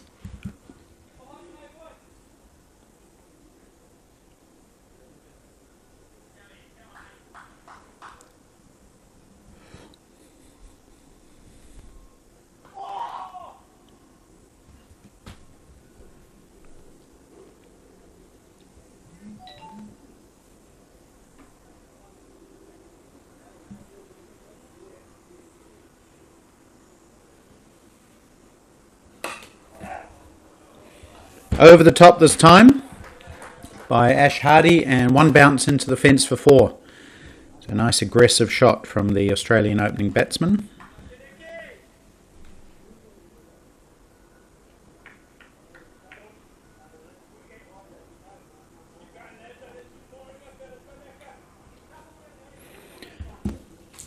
Good end to the over for Australia after what had been a fairly tight over.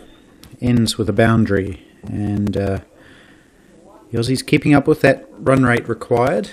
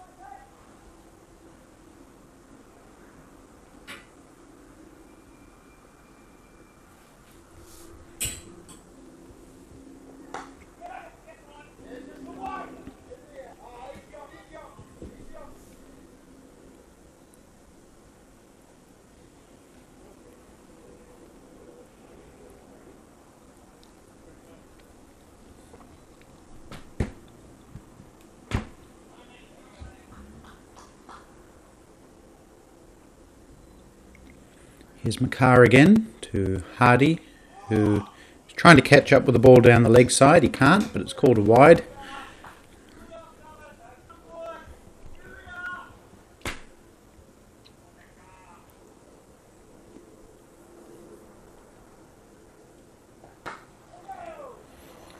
This is going to go for 4 more, as Ash Hardy showing that he's strong through the covers.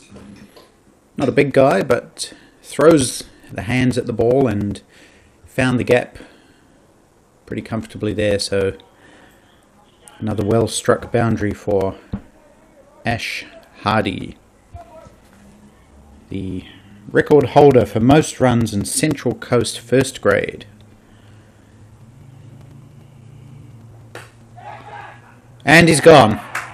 Just as we're singing his praises, he's chipped the ball straight to mid-wicket. Byron Jollivet there, taking the simplest of catches. Andrew Makar, who's never bowled at over 40s level before, takes a wicket.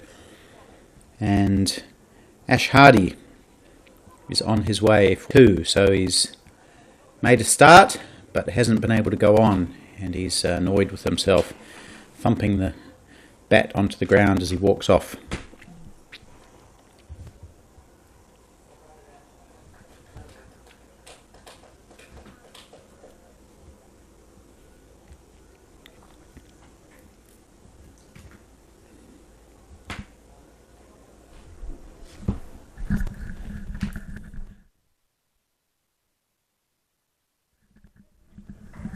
So that was an important wicket for New Zealand A. These two had put on about almost 80 runs, I think, for the second wicket. May and Hardy. And then Hardy just looking to turn the ball into the onside. Well, he did, but he hit it straight to the man at short mid-wicket. And as I said, a very simple catch. Brings Ash Hardy's innings to an end. Caught Jollivet, bowled Makar for 32. And Trevor Irvine is the new batsman. He's a left-hander.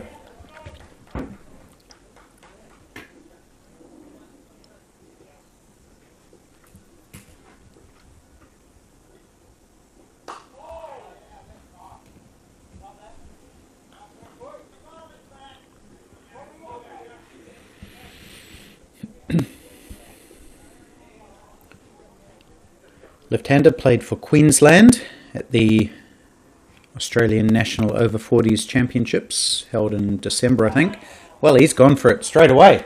He's had one sighter, then has a big wahoo at the second ball, and he's caught the outside edge, gone down to the boundary for 4. So it looks like he's not going to mess around.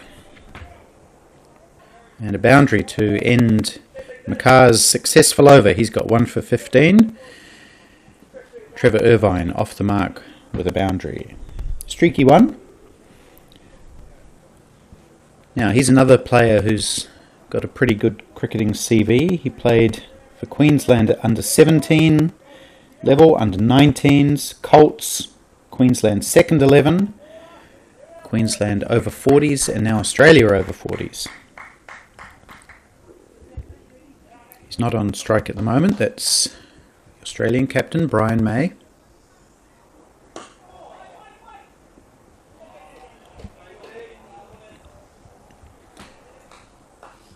And that push into the covers will bring Trevor Irvine back on strike. He's scored more than 10,000 runs in first grade cricket over his career. So that's a pretty amazing achievement.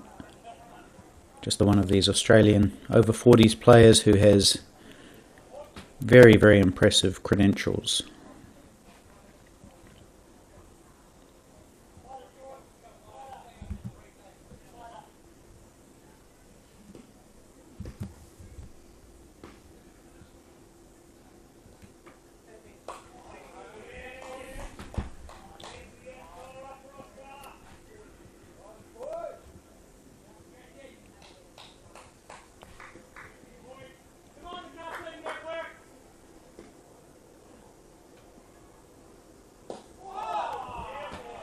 Nick Smith bowling well, drawing Irvine forward. He doesn't give the ball much air, Smith, just pretty flat. Generally bowls at one pace. He's found the gap this time, Irvine. It's running out towards the boundary. Quite a lot of work for Makar to do, which he will do. And gets a good return in. So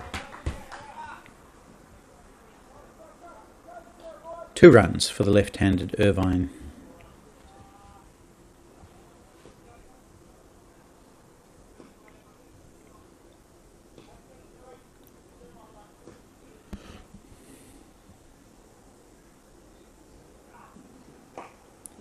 It's short and a similar shot, but it hit it straight to Makar this time.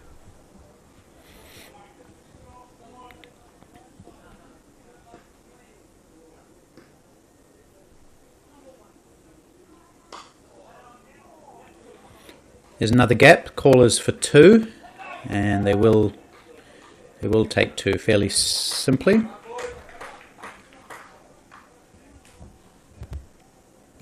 Five off the over, and it's 93 for 2 after 14.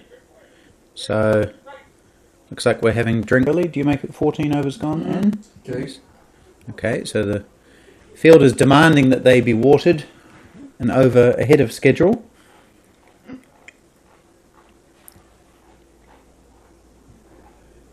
Surely the umpires should be caught by saying when the drinks are. They're both looking at each other.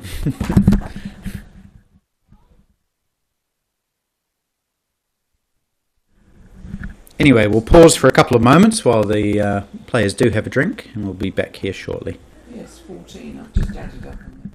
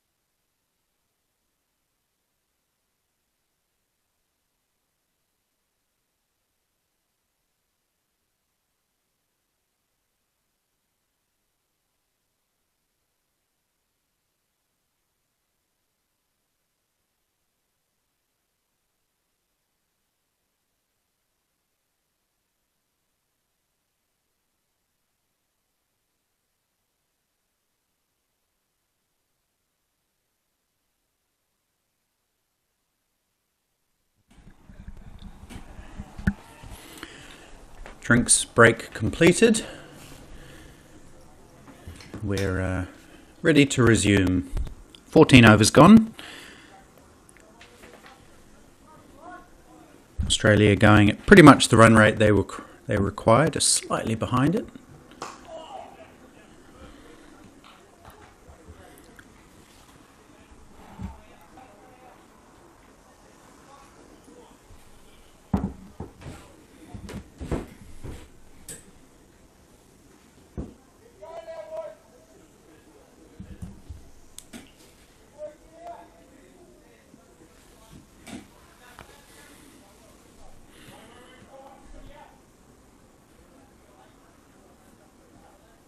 Be all out. No, there's nobody else down there.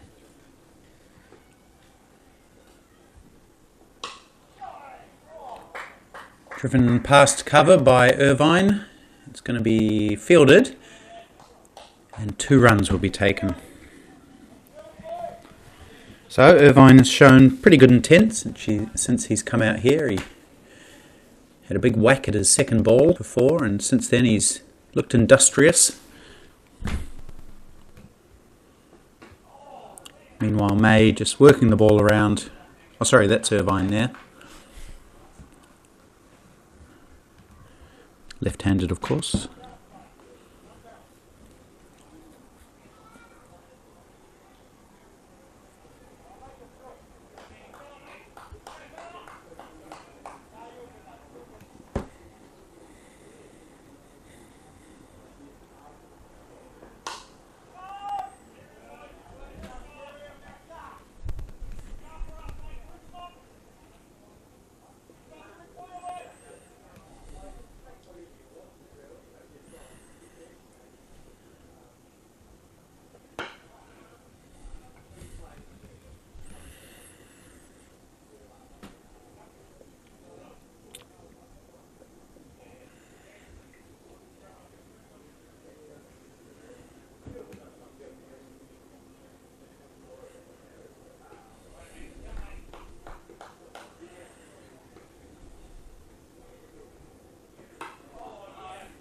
No run there, and that's the end of 15 overs. So the players will take drinks. No, I'm just kidding. They just did that an over ago. We'll carry on. 98 for 2 is the score after 15 overs. That's 5-3 and over. For the remaining 30 overs, Australia need to score at 6.9. Normally that's a pretty difficult target, but we've seen that this field is quite good for run scoring. Fast outfield, good batting pitch, good batsman.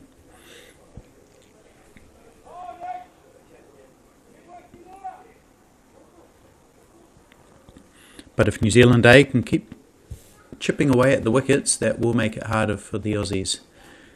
98 for 2 though, they've done well so far. Brian May, the captain, 34 not out from 40.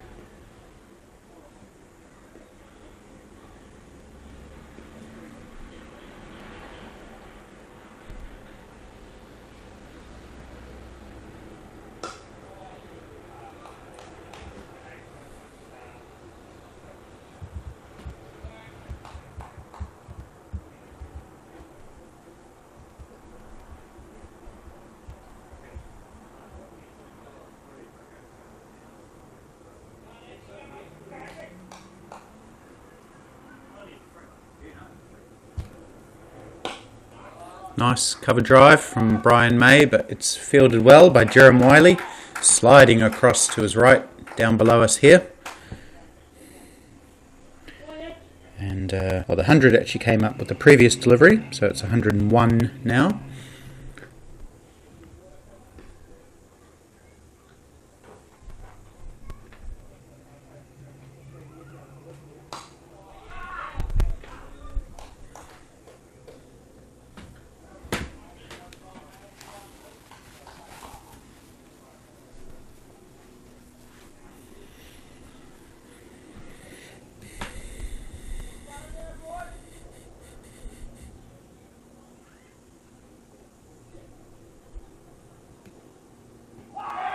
Big appeal for LBW. He's been trapped back on his pads and the finger goes up. It's a very... What's he doing? He's... Oh, well, that's a bit misleading from the umpire. His finger's gone halfway up, pointing towards the batsman. Looked as if he'd given him out, but then he left it there. He didn't continue raising it. So, sorry, he's not out after all that. Must have been pointing at something, the umpire. Disappointment for the New Zealand A players. They thought they'd taken a key wicket there, but it turns out they hadn't. Good delivery from Nick Smith, pinning Brian May back on his stumps. But bit of a false alarm. And the over ends. Still a good one though. 4 runs off it.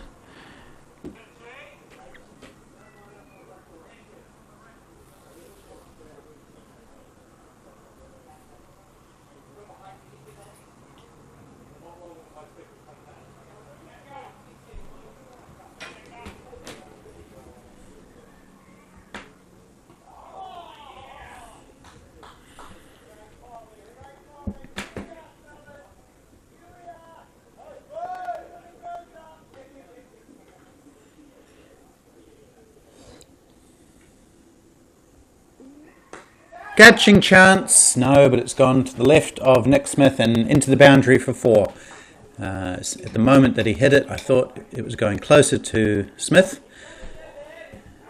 but no, it didn't. And this fast outfield, just meaning that anything that's past the fielder races away for 4.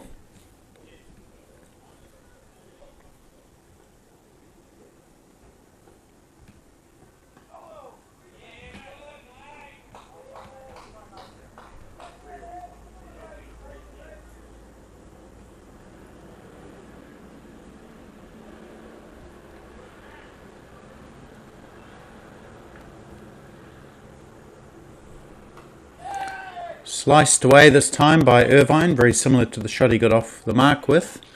Thick outside edge down to Jason Grobler, and they just take one.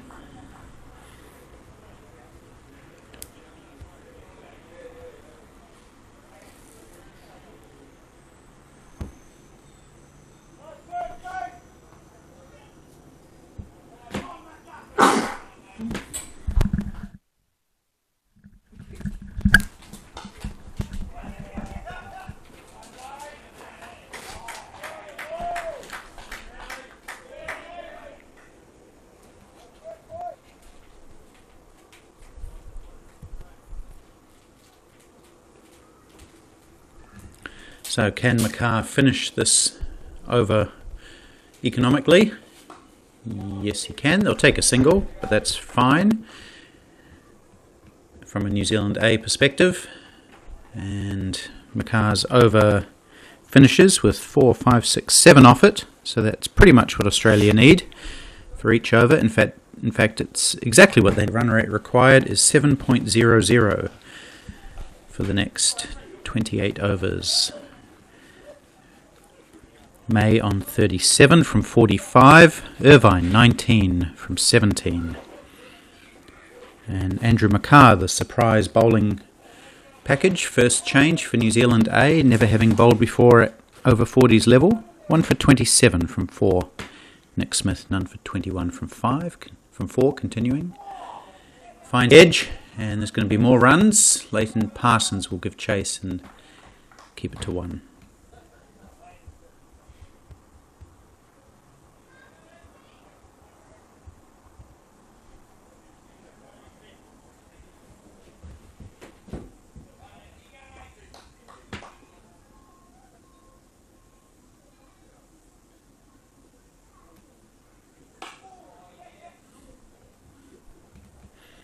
So the Aussies just picking up the ones here at the moment, quite happy to do that, knowing that the boundaries will come. It's good sensible batting from these two experienced players, May and Irvine.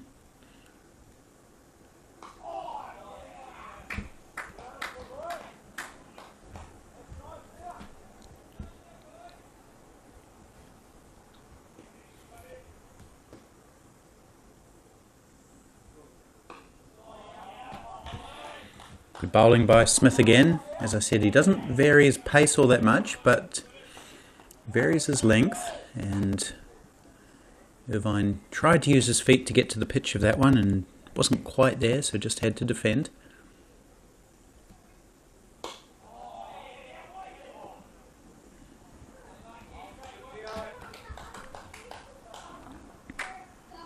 So 3 runs off the first 5 balls of this over.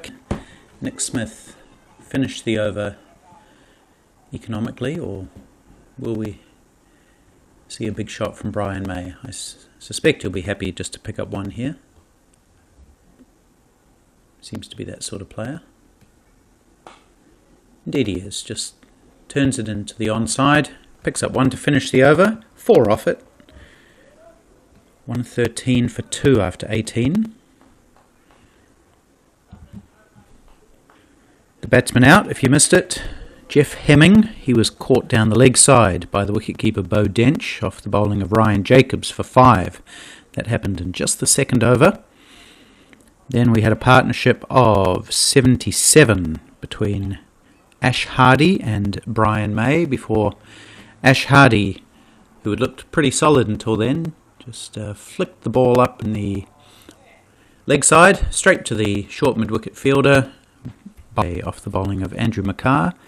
So he was caught for a runner ball 32. Since then, 29 runs scored by May and Trevor Irvine. Wicket takers for New Zealand, 2 of them. Ryan Jacobs, 1 for 29. Andrew McCarr, 1 for 27.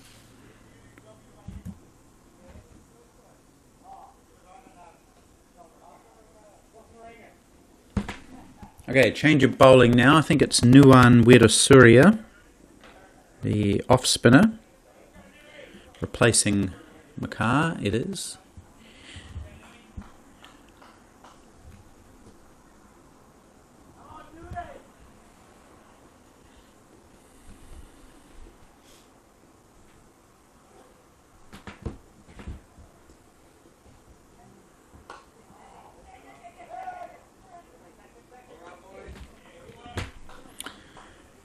Surya was the best of the New Zealand A bowlers yesterday. Took 3 for 43 from his 9 overs against New Zealand.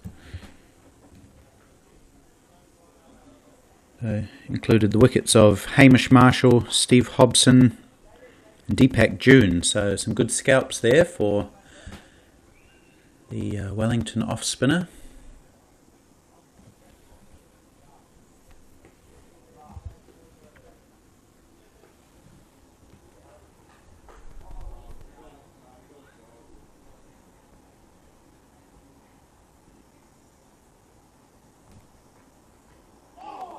Oh, and he's got Irvine in a little bit of trouble there. Appeals for LBW, I think, but Irvine was very well forward.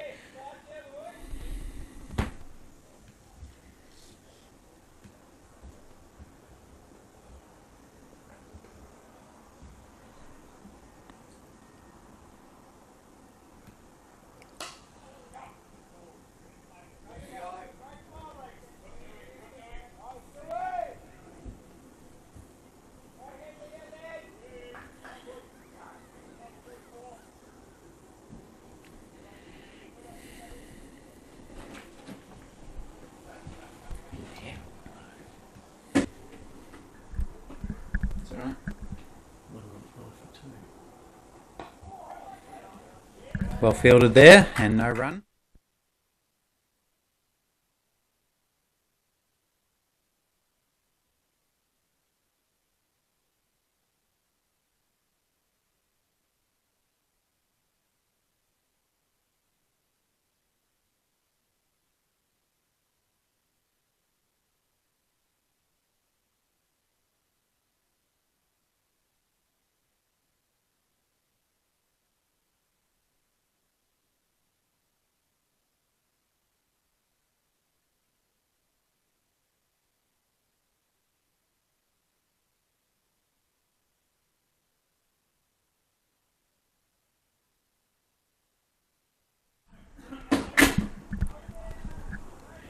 End of a good over for Nuwan Surya, not giving anything away. Was it 3?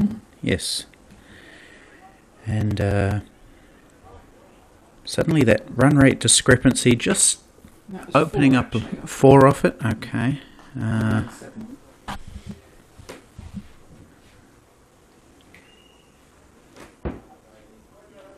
So, how did the over go, please, Anne?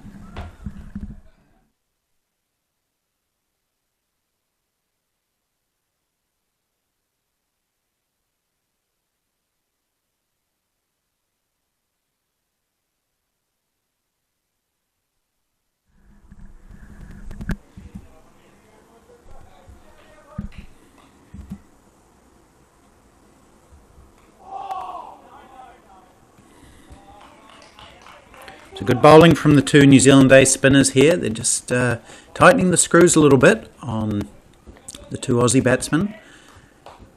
Haven't been any boundaries for a few overs, and Surya started well. And he's bowled him! He's appealing for a bowled, but doesn't need to because he's clean bowled the Australian captain, Brian May, beating the backward defensive of May. And I guess he thought he must have hit the pad because he turned around and appealed to the umpire, much to the amusement of his colleagues. But that's good reward for Nick Smith. The Kiwi spinners have started putting a bit of pressure on the Aussies, just getting that run rate required up. So big wicket. The Bradman of the Bush has been dismissed. Bowled by Nick Smith for 41 from 52 deliveries. That's a big wicket.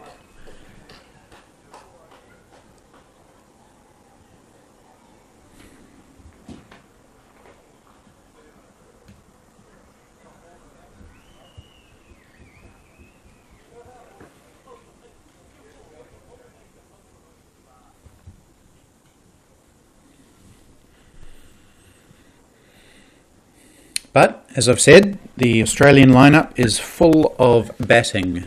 And coming in at number 3 is former Sri Lankan Test and One Day international batsman Suresh Perera. number 5. What did I say? Oh, 3 down, I meant. Coming in at 3 down, Suresh Pereira.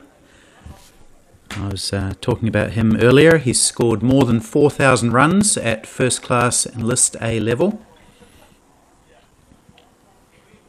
Has a highest first class score of 78 and a highest List A score of 90 and a highest one-day international score of 56 in a kind of famous run chase against New Zealand.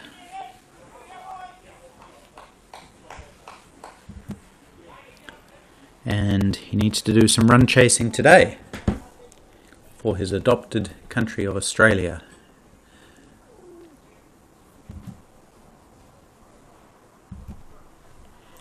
So, wherever you're watching this match, don't go anywhere. I think we're in for a really exciting last 25 overs or so.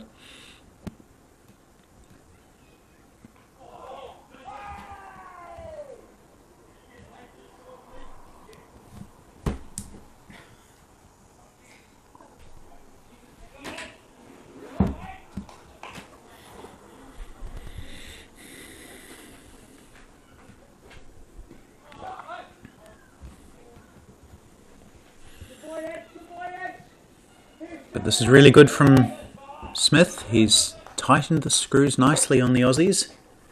Him and Weerasuriya. It's a difficult passage for the Australians now. Runs were coming pretty freely, singles were at least, until about 3 or 4 overs ago, and then things just got tighter and tighter. No boundaries for 3 or 4 overs, and then Nick Smith breaking through, bowling Australian captain Brian May. So that, in fact, was, I want to say it was a wicket maiden. Yes. So that's excellent from Smith. And all of a sudden, the Australian run rate required is now up to 7.5. They need 188 runs off 150 balls. Still 7 wickets to go, and plenty of batting in that 7 wickets. As a reminder, if you're just joining us, Australia are able to play all 14 players in their team. Only 11 may bat. That means they can choose their best 11 batters out of their 14. And that means they'll probably bat right down to 11. Here's Weerasuriya.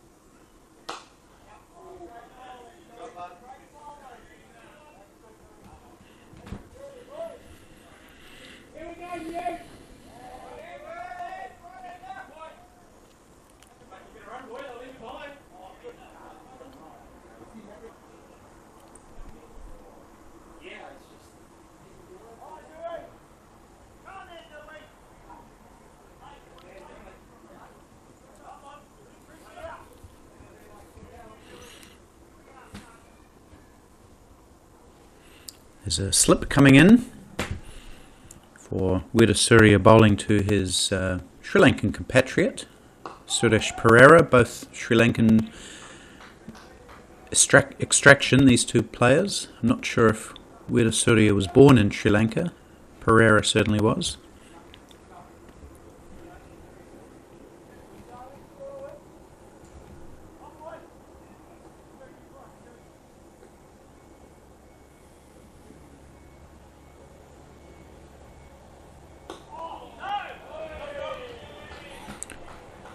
So things just really tightening up these last 5 or 6 overs. It seemed like there were gaps everywhere before about over number 15 or around the drinks break. But since then, the gaps just don't seem to be there.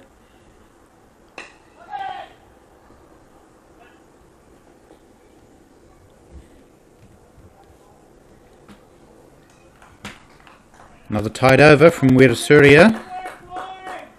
Just 3 off it. And he's got none for 7 from his 2. Nick Smith has 1 for 25 from his 6. And the run rate that Australia is scoring at is down to 5.7.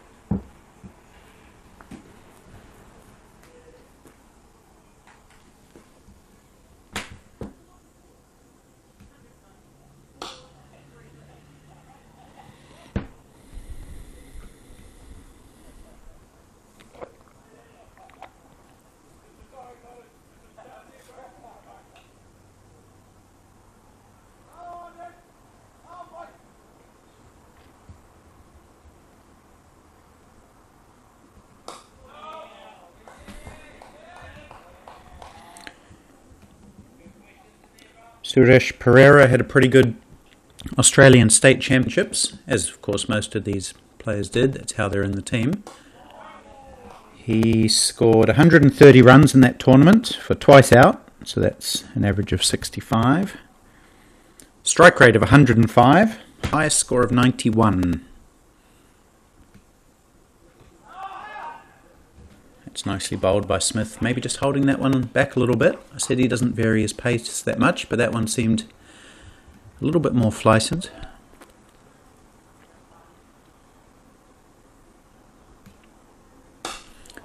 Pereira down the pitch. It will take some work from Ryan Jacobs, and he got there and he did all the hard work and had it in his hand and then just dropped it and let it go over the boundary. So that's not what New Zealand A wanted, with all this pressure that they're creating, just to pretty much give away a boundary. And Pereira gets his first 4.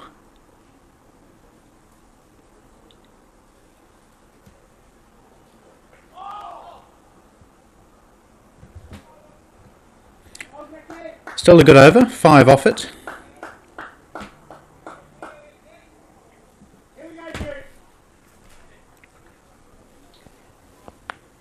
So Suresh Pereira averaging 65 with the bat at the national tournament, and also being the leading wicket taker in Division 1. So he had a good series, or carnival as they call them in Australia.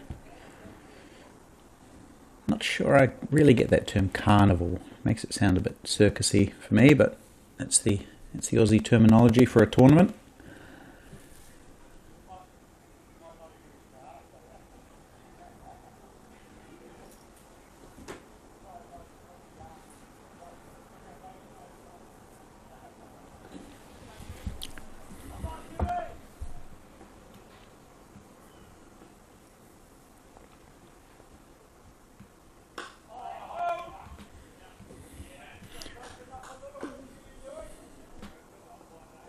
We'll keep an eye on that run rate. I won't mention it all the time, but it is relevant. Irvine down the track, chance of a catch. It's going to be, it's dropped. Crucial maybe. Sean Windle, that was a pretty simple catch. Hate to say, here's Shelder Goober. Not what New Zealand A would have wanted. They're creating these chances, and that's 2 pretty bad misfields in the last couple of overs by NZA. How expensive will they be? They could have had the Aussies 4 down. Simple catch, really. And he's going to punish, Pereira's going to punish him with a 6 that lands about 10 metres in the grandstand here. That was a big 6, probably the biggest one of the day. We've seen a couple hit the grandstand, but not that high up. That was the same level as us here. So big hit from Pereira. And I don't think he would have played that shot if the catch had been taken the ball before. And now strong it down to long off.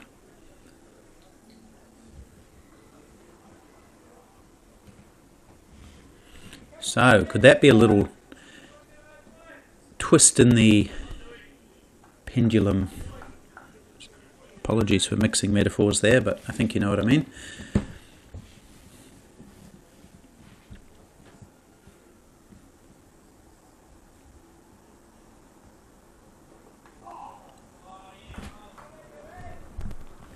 It's just those little things that can intangibly change the course of a match.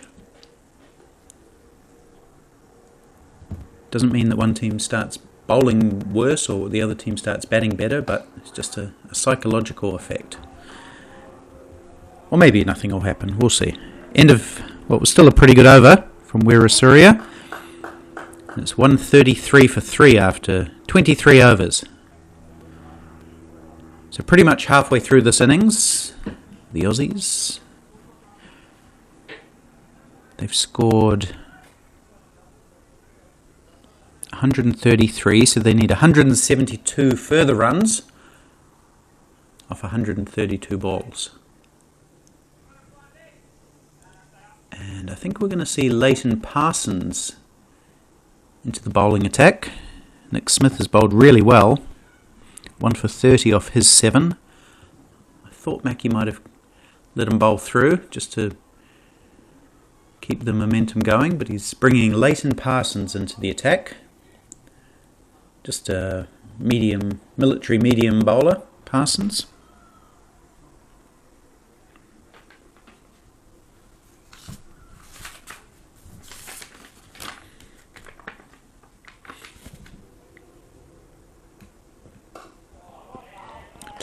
Took 3 wickets at the IPT, did Parsons, at an average of 30, playing for the Districts team.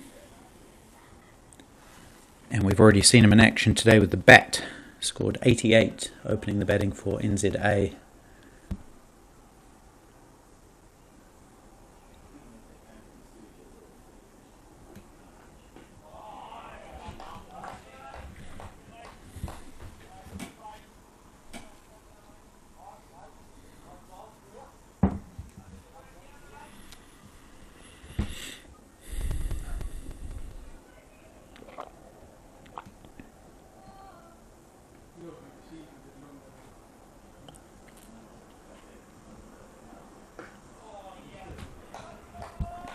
Good start from Parsons. 3 dot balls to begin.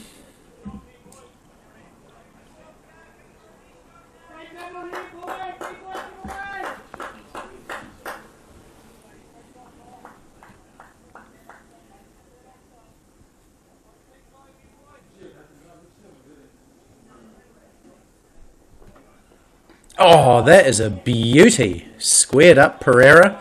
He was looking to play it in the onside, and it beat his outside edge. It was very nicely bowled by Leighton Parsons. We're side on here, so I can't see if there was any swing or seam or what happened there, but that looked like a real jaffer.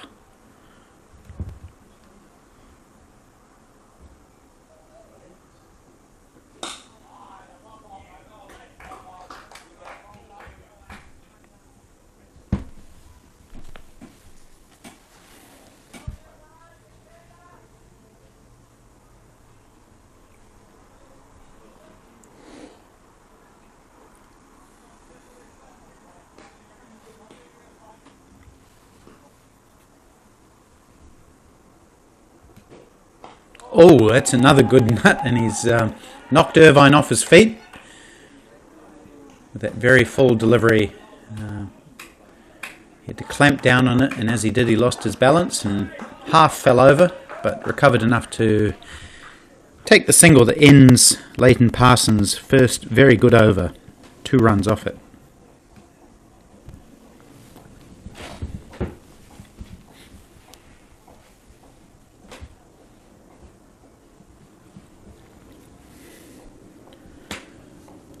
So tomorrow we're going to see the 2 national teams playing, Australia and New Zealand, at this very ground, on the same pitch I think, starting at 11 a.m. New Zealand time, which is 9 a.m. on the east coast of Australia. Pretty sure, I'm not sure if your daylight saving time is finished over there. Probably not.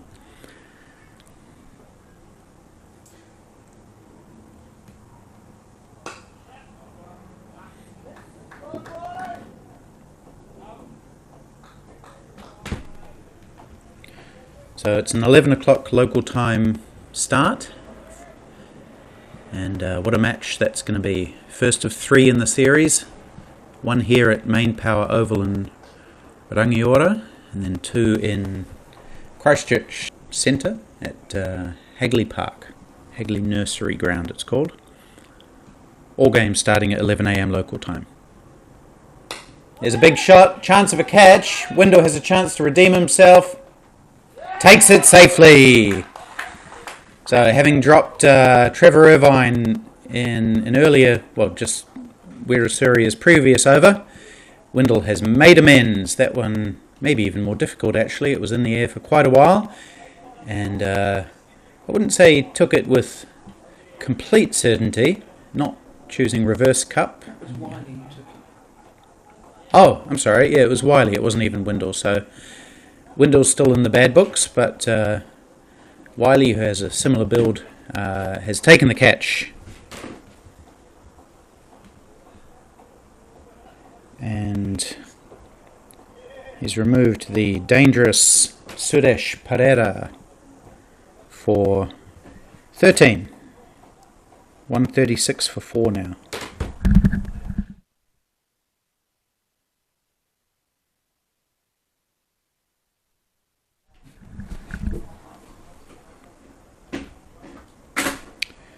Good reward for Nuan Wirasuria.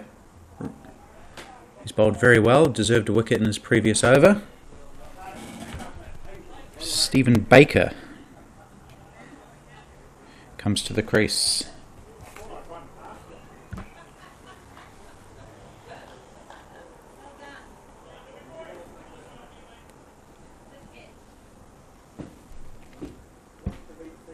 Right-handed batsman, wicket-keeper batsman, not keeping today, but uses his feet. First ball, takes a little shuffle down the wicket to Wirasuria and defends it.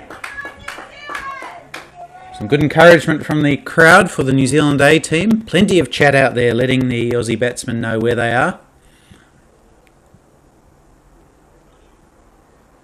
Run rate required up to 8 1/4.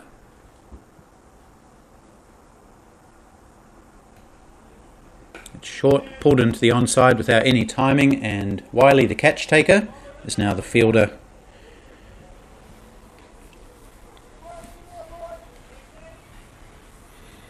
So will this long Aussie batting lineup be tested today? 4 of them are out.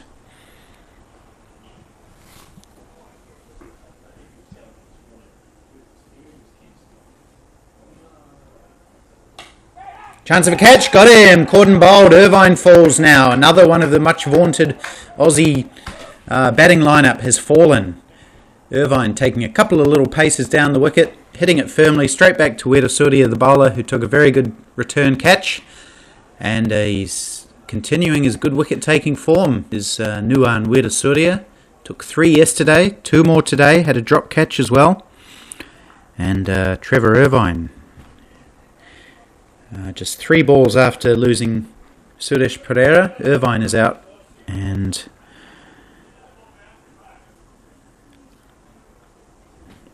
Australia lose wicket number 5. Danny Batra.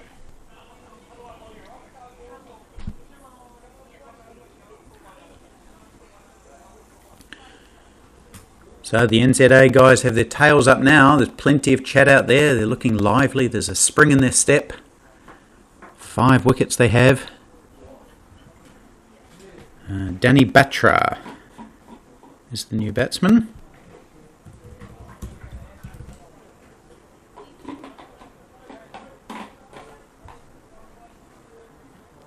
Two wickets in this over for Nuan Wirasuria. He's got 2 for 17 with 1 ball left in his 4th over.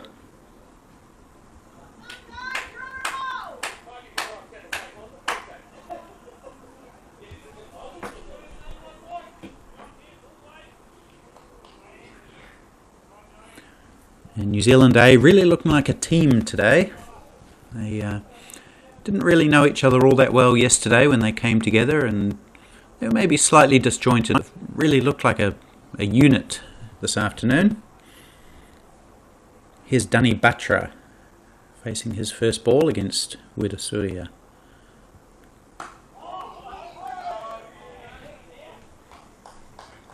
Good over from Weerasurya. He has 2 for 17 from 4. Danny Batra, the new batsman, is a bit of a legend in his own circles. He's talked about him earlier, about his Bradman-like stats in last man stand. At the Australian National Tournament, he scored 165 runs for twice out. Highest score, 123 not out. And perhaps most impressively, his strike rate throughout the tournament was 149. So he likes to get on with it. And he'll have to today, with his team needing 8.4 and over. But he's not on strike. Stephen Baker is. He also scored a century at the Australian Champs. 111 was his highest score.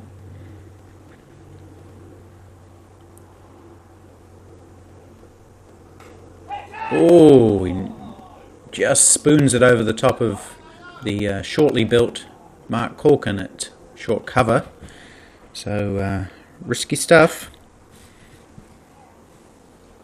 It was a full toss, which he just got the leading edge, as I think he was trying to turn it into the onside. Stephen Baker. So Batra on strike now to Leighton Parsons.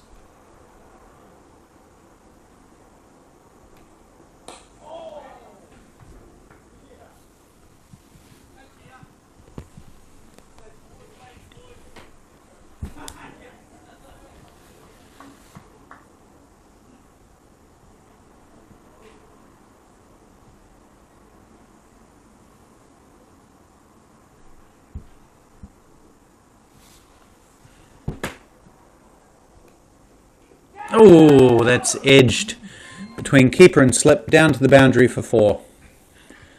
Good delivery from Leighton Parsons. He's hanging his head, but he can't be too upset. It was a good delivery.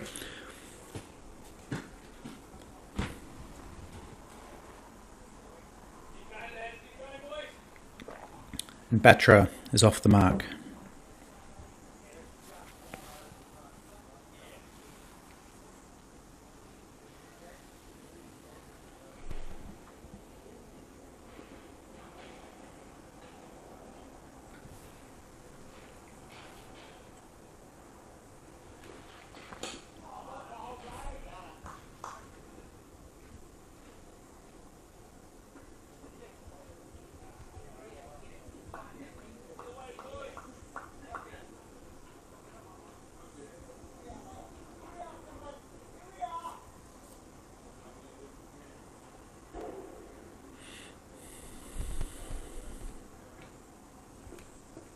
Oh, beaten again, and again he's going to pick up quite a few runs that maybe he didn't really deserve. I think it might have even come off the pad.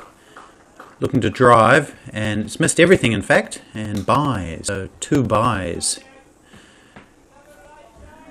Can't really blame the keeper for that one. Well, I suppose you can, but because it didn't hit anything on the way through. But anyway, 2 more to the Australian total.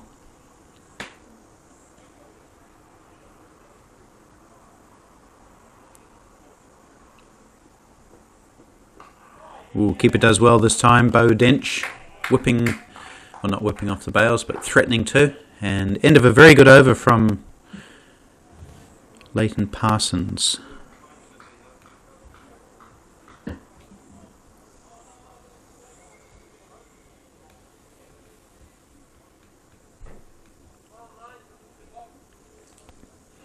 So Parsons has none for 7 off 2. Weerasurya has 2 for 17 off 4.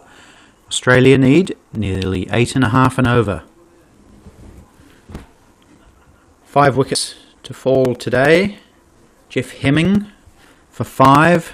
Ash Hardy for 32. Brian May for 41. Trevor Irvine for 29, and most recently Sudesh Pereira for 13.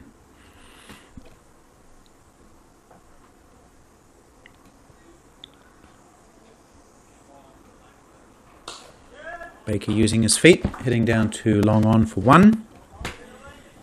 Just looking at my notes here, Stephen Baker played for Australia under-19s against India, so that's a pretty good standard. You don't make that team by accident. And now he is here in the Australian Over-40s, so another member of the Aussie team with very good pedigree. Doesn't count for too much though when you're actually on the field. That's one of the great things about veterans cricket, is it doesn't matter what you've done in the past, it's all about what you do at this level.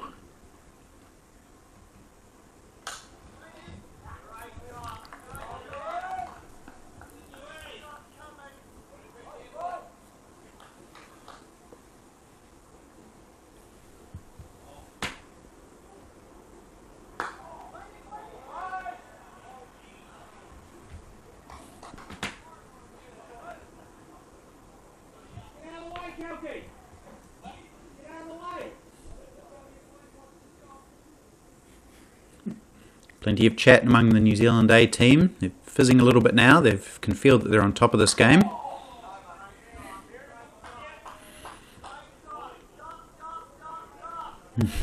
Lots of chat out there. You might be able to pick up a little bit through the effects mic.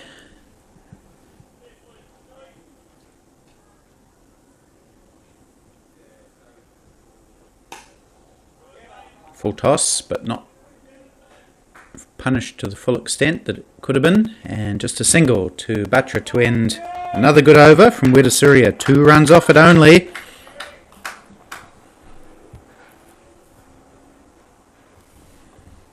.159 needed from 108. That's 8.83 and over.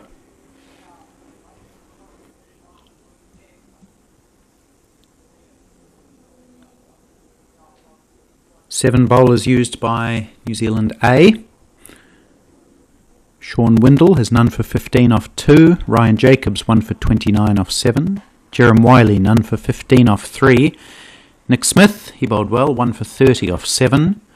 Andrew McCarr, somewhat of a surprise bowler, took 1 for 27 off 4. Leighton Parsons none for 7. And Nuwan Wedasuria 2 for 19 off 5. Here's Parsons.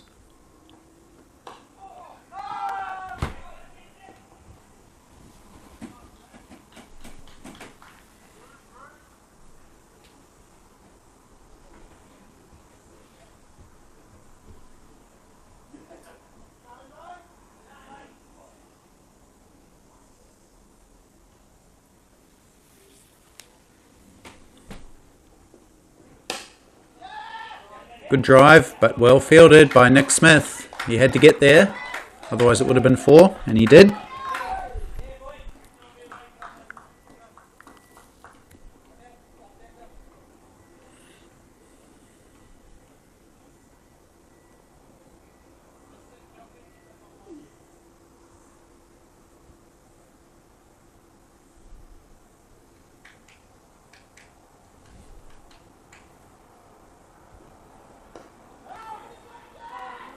A little bit of a misfield from Wedasuria allows the Aussies to pick up 1. Stephen Baker, that is.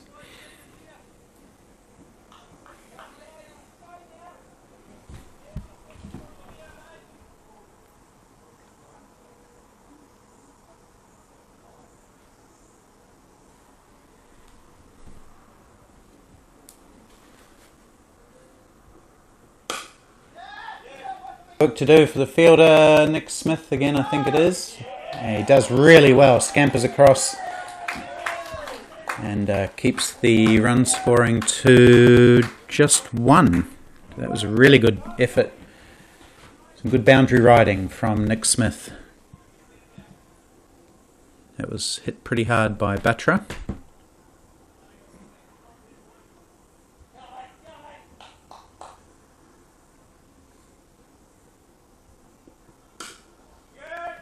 More work for Smith, over to his right this time, and he does well again, keeps it to 1.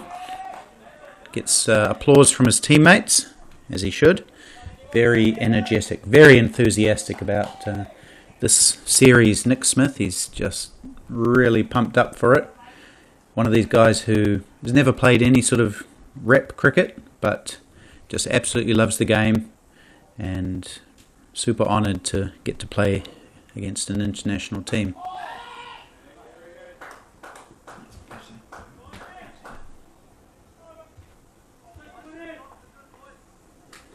Five off that over.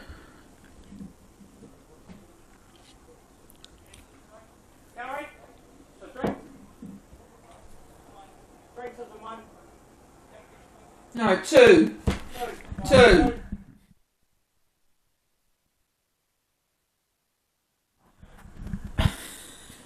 We'll get it correct.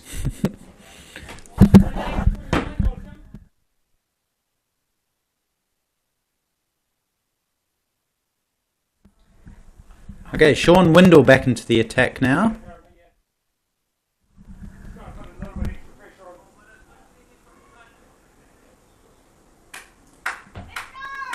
I think the girl down there scored.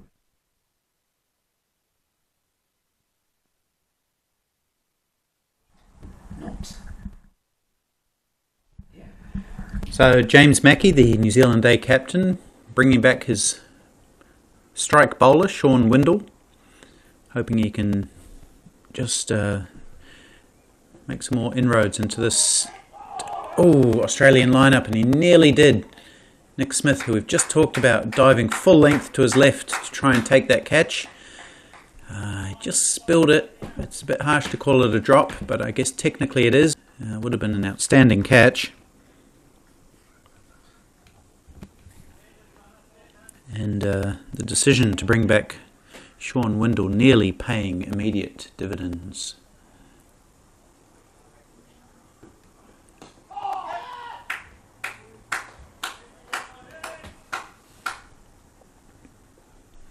Another single, but of course when you need 9 and over, every time you get a single, the run rate required goes up. So at some point, they will need to start hitting boundaries.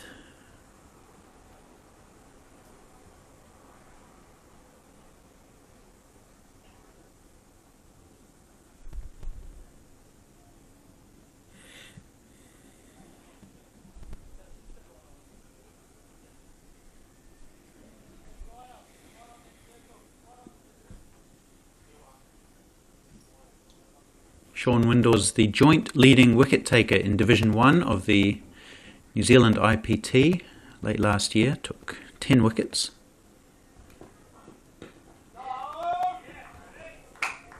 Interesting story for Windle. He was actually initially picked in the Wellington Tasman Division 2 team. So he wasn't even in the first team. Played the first game in Division 2. Took a couple of wickets there, and then as per tournament rules, he was transferred up into the team, and over the next 3 games he took 10 wickets, ending as joint leading wicket taker.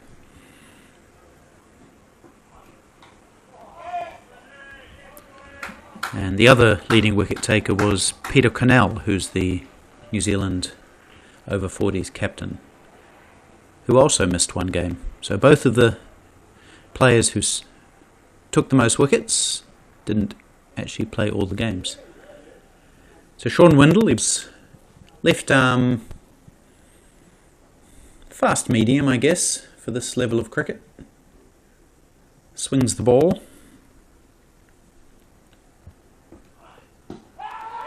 Hit on the pads, given!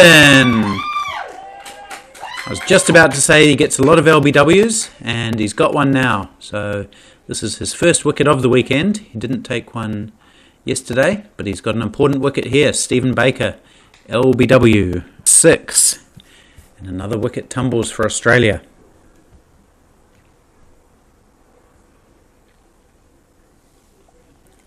That's wicket number 6 for the Aussies.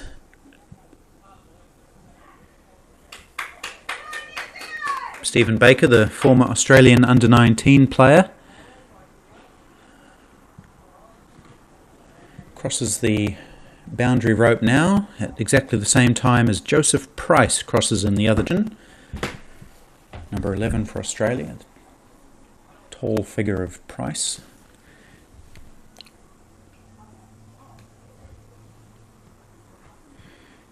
Coming in at number 8 for Australia, with plenty of work for his team to do.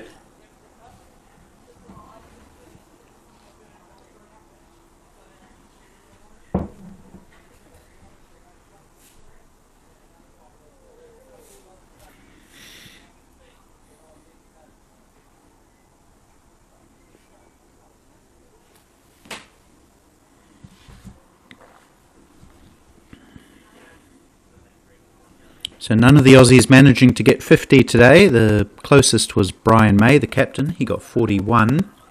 There's been starts for the likes of Ash Hardy and Trevor Irvine, but no one going on to anchor this chase. And no one scoring at a strike rate of more than 100.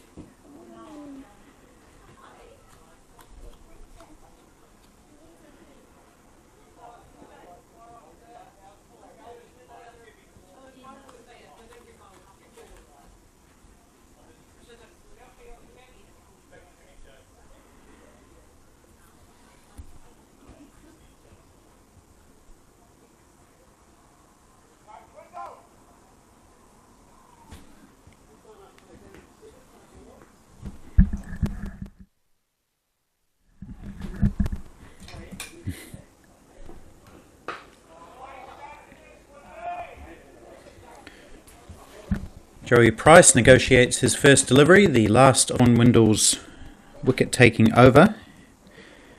He's got 1 for 18 now. And Australia struggling, 154 for 6, needing 151 further runs, so they're just over halfway to their target. But they've only got 16 overs, to score the remaining runs that they need, and they've only got 4 wickets in hand. So they need to score at nearly 9.5 and over.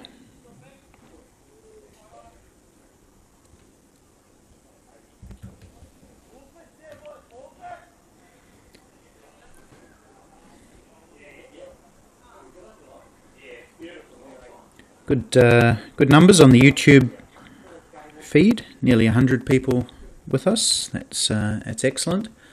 We had 100 views yesterday in total for New Zealand versus New Zealand A. Hopefully we'll get even higher numbers when the internationals start, which is tomorrow, Tuesday, Thursday, Friday, those matches taking place. Hi.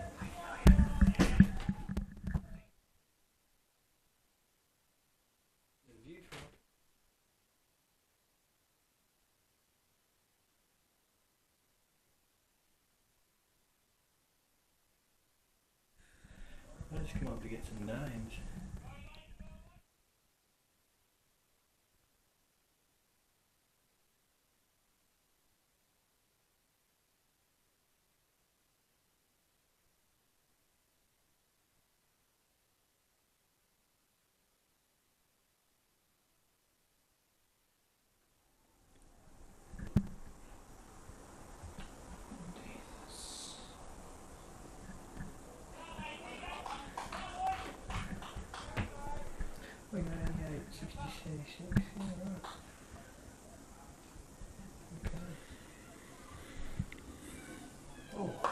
Oh, that's a full toss, which has been signalled a no ball, and it's been hooked away by Danny Batra, as it should, down to the boundary for 4. So it's going to be a total of 5 runs. I'll do the 4, and I'll do a no ball as well.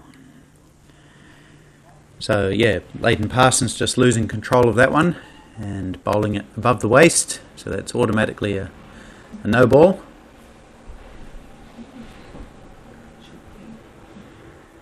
So it'll be a free hit now for Danny Batra. I'm not sure, did the umpire signal free hit? He did, okay, so Danny Batra not playing with that free hit. Was there a run then? Sorry. No. Yeah.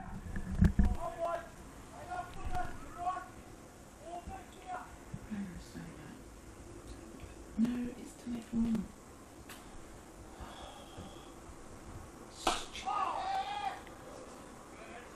Bit more work for Nick Smith to do, but he's pretty quick across the ground, and he keeps it to 1. What did it do last time? It's taken the wrong person.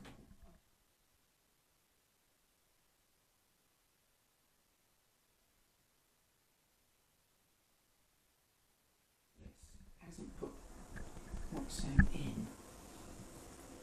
It's took Batra out. Right, we have to go back to this. This wicket.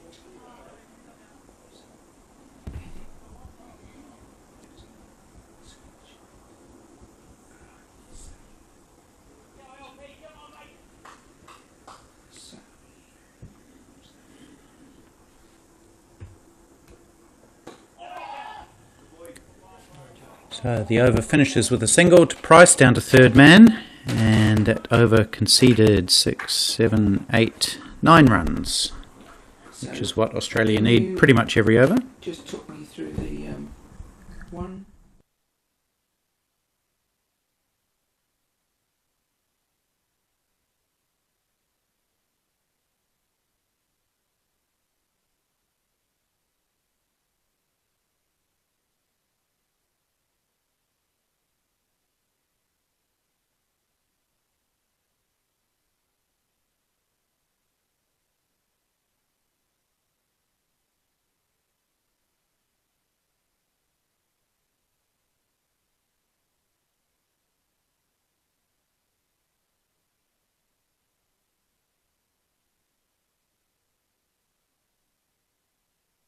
How many have you got?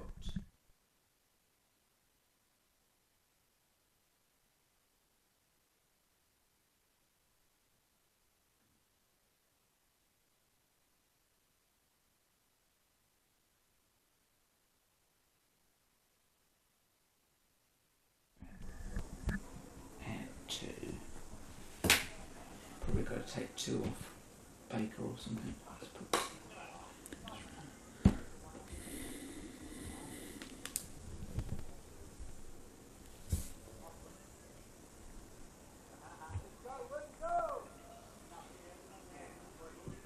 you've got the total of 163. 164 now.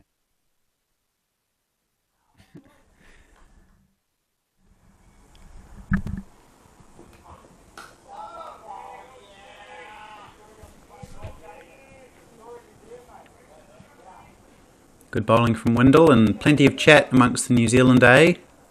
They're really on top of this game and they want to put the foot down on the throat of the Aussies. They're letting them know where they are.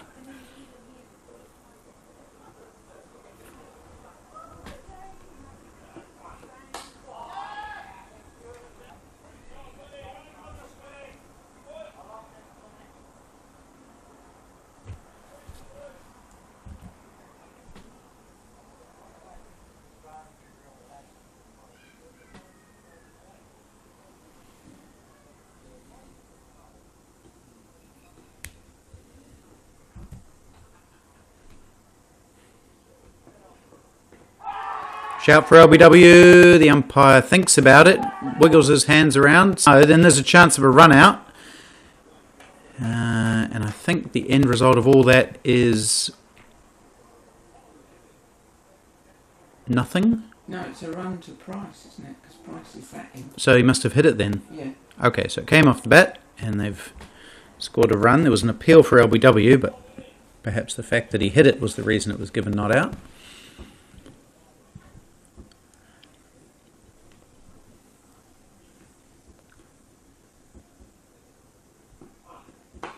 Shorter cutaway, and it'll go for 4, I think. Well played by Danny Batra. slamming it into the point boundary for 4. First boundary in a while, it feels like, apart from that full toss in the previous over. How many runs did you have?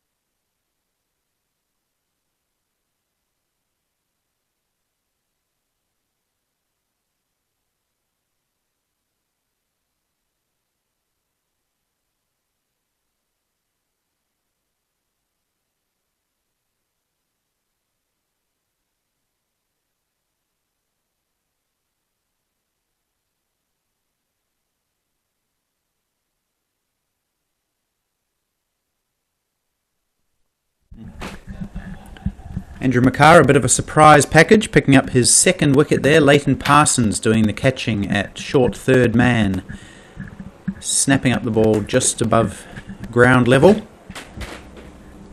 And Joseph Price, the man out, the 7th wicket to fall for Australia, with a score at 185.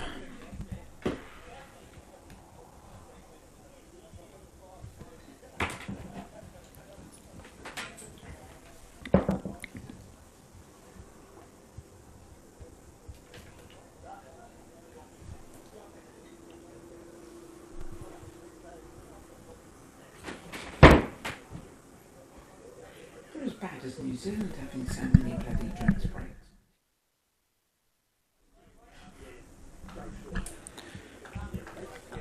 So we've got Richie Wild coming to the crease. He's a left-hander. Bowls right-handed, bats left-handed. And he's described in my notes as a top-order batsman. Batting at number 9 today. Let's see how he goes facing McCarr.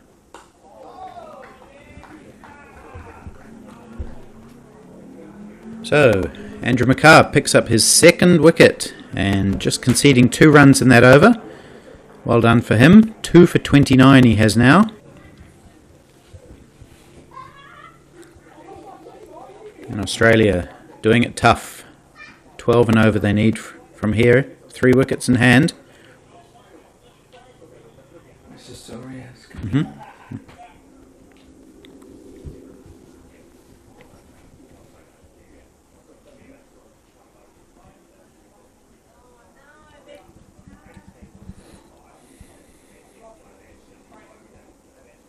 Won't get too much easier for the Aussies, as probably New Zealand's best bowler yesterday and today returns to the attack. Nuwan Wirasuria, the off spinner.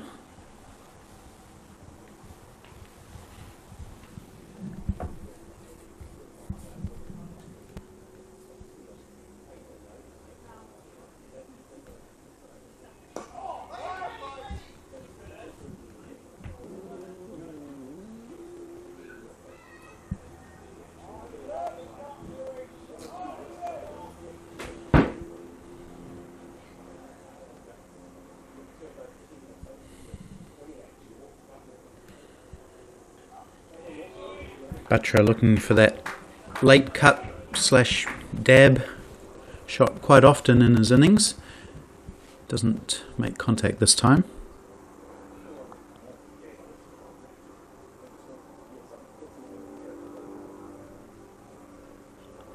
Changes things up, goes for a reverse sweep, doesn't make contact with that either.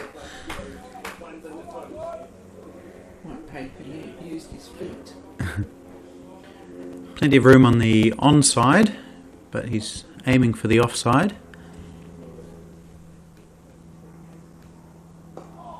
Dabs it again, does get a single this time, although there is a short third man in play there.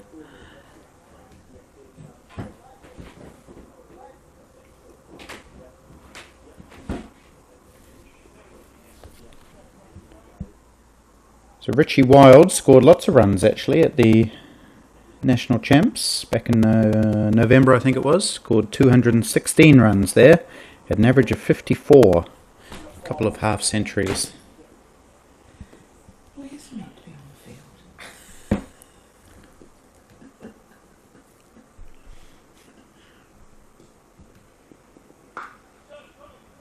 Gets off the mark with 2. So we were talking about Richie earlier in the day. He's played 20 seasons for Mildura, which is in... Where did we say it was? Victoria. Well, that's interesting, because Anthony Telfer said he's from Mildura, and he's South Australian, so... That's what it said in the... 2 Milduras. And the reason I ask is that Victoria didn't actually enter a team in the Australian National Champs. That's swept nicely by Richie Wild. And that will be a boundary. It's a good sweep shot from the big left-hander. So if Richie is from Mildura and Victoria don't have a team. I wonder who he played for. Anyway, all these mysteries will come out in the fullness of time. Most importantly is that over is completed, and Richie played a nice conventional left-handed sweep shot. To end the over, he's up to 6 from 3, and Australia getting close to 200. They're 192 for 7.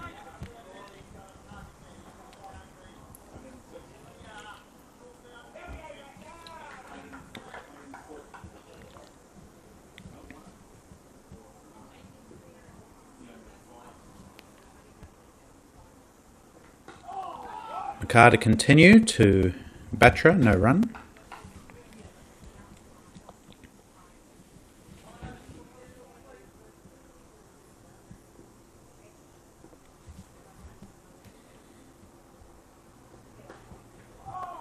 Down the leg side, signalled wide. Bale's swiped off by Bo Dench, the wicketkeeper.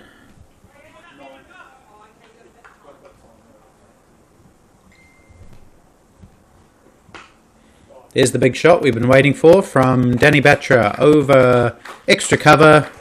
A couple of bounces, rolls into the fence. So is this Batra starting to open up now?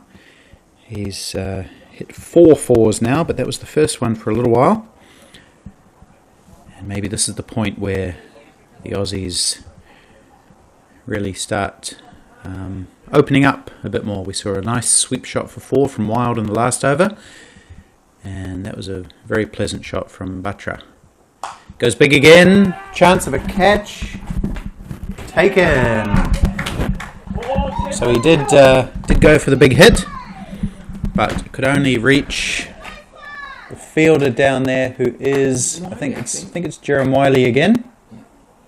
The solid frame of Jerem Wiley. He may have hurt himself taking that catch, but nevertheless, Danny Batra has fallen, looking to play aggressively. Caught on the mid-wicket boundary for 32. And Andrew Makar takes a 3rd wicket.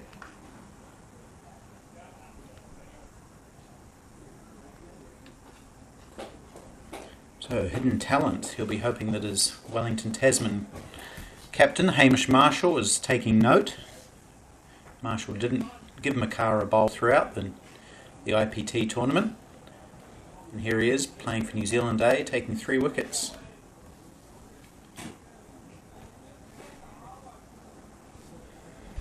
So number 12 is the new batsman, Dave Prosser, the wicketkeeper for Australia.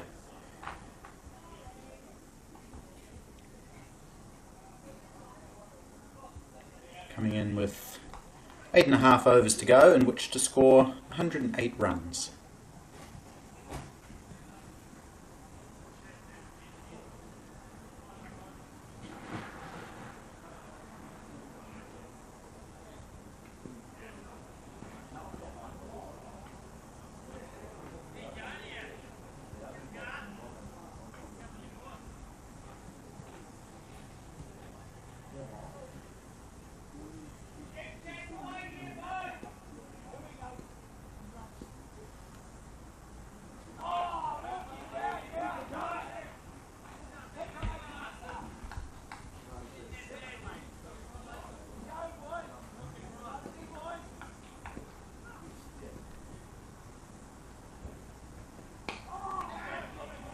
It's slashed away behind point, and it'll go for 4.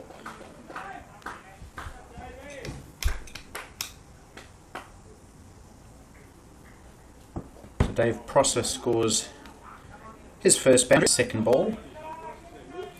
Both he and Richie Wild are scoring at a strike rate of 200, and that's pretty much what they'll need to do from here on in if Australia are to win this match.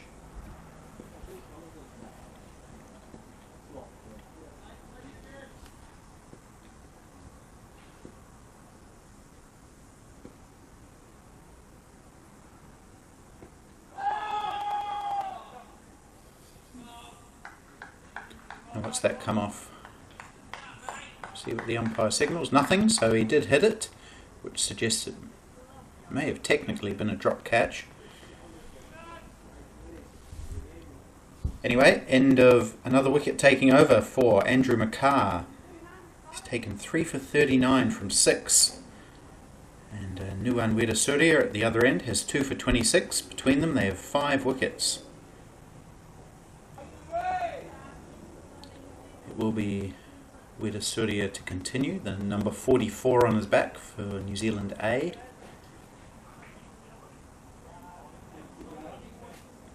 He'll be bowling to Dave Prosser, who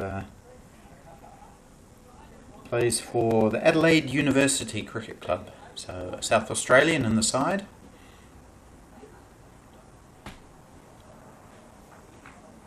Averaged 37 national tournament, 150 runs.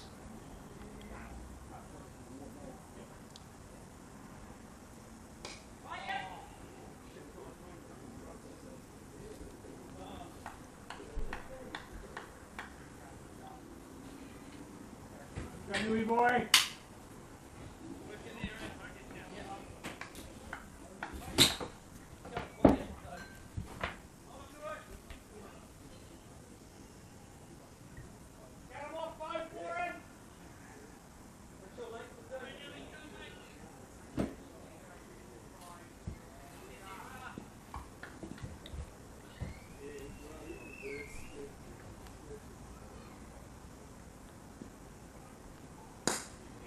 Wild on the sweep again. He's played that shot nicely so far in his brief innings, and he'll collect 2 more with it.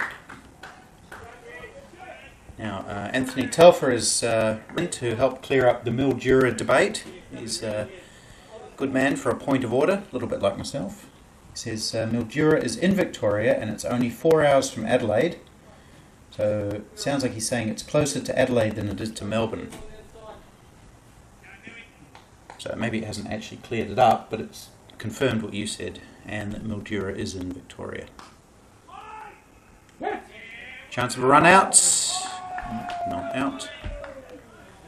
Well, thanks, Telf, and I'm sure you'll be watching your mate Dave Prosser doing his best to get Australia back into this game, and the Mildura man, Richie Wild.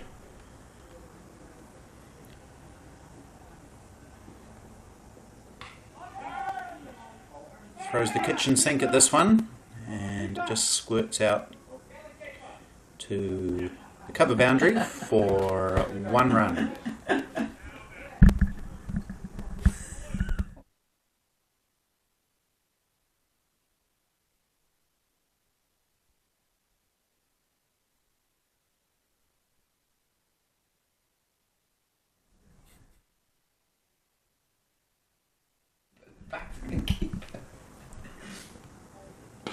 Oh, that's a good shot from Prosser. He moved across to the offside and then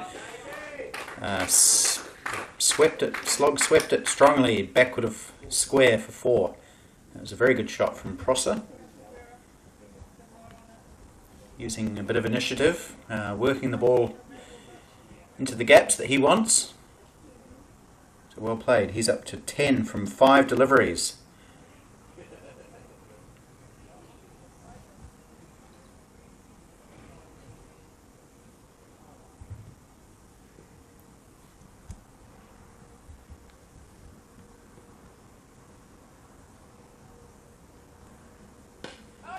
Chance of a catch, squirted out to cover, but his lack of timing has helped him as it fell short of Jerem Wiley, who's taken a couple of catches out here, just beneath us. Just 1 for Dave Prosser, and that ends an over that conceded 6, 8, 9, which is generally pretty good for a batting side, but when you need 13, all it does is push the run rate required up a little bit more.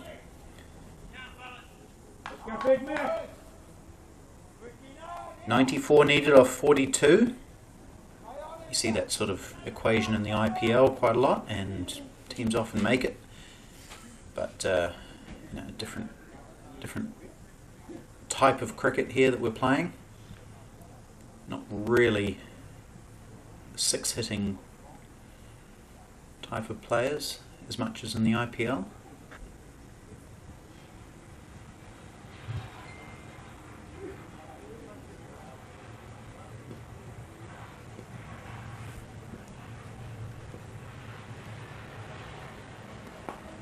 Oh, another good hit from Dave Prosser. Again, backward of square on the leg side, favouring that slog sweep shot, and there's plenty of gaps there. So another boundary for Prosser. He's moved up to 15 off 7.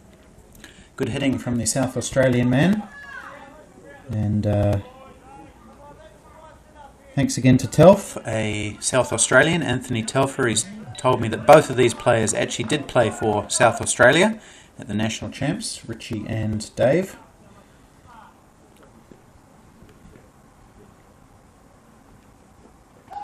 Oh, chance of a stumping there. The Prosser overbalanced, and unfortunately for Bo Dench, the kickkeeper, he couldn't quite gather it cleanly. He then tried to kick the ball onto the stumps, but it was too late by then. The batsman had got his foot back behind the line. Here's Makar again. Ooh, big swing down the leg side. It's wides plus whatever they run, which will be 1. So that's a total of 2. Come on, boys. Come on, lads. So to answer my earlier question, it looks like the Aussies are trying to win this game. It's great to see. They're swinging hard now in these last 7 overs. 88 off 40 needed. Still doable. These two look like good batsmen. Come on, buddy.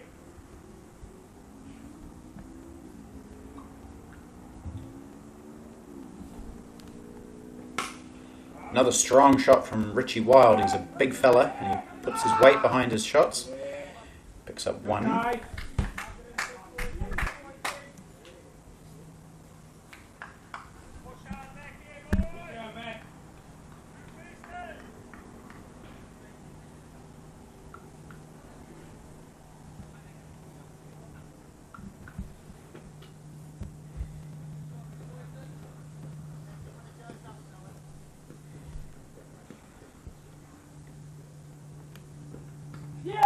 Ooh.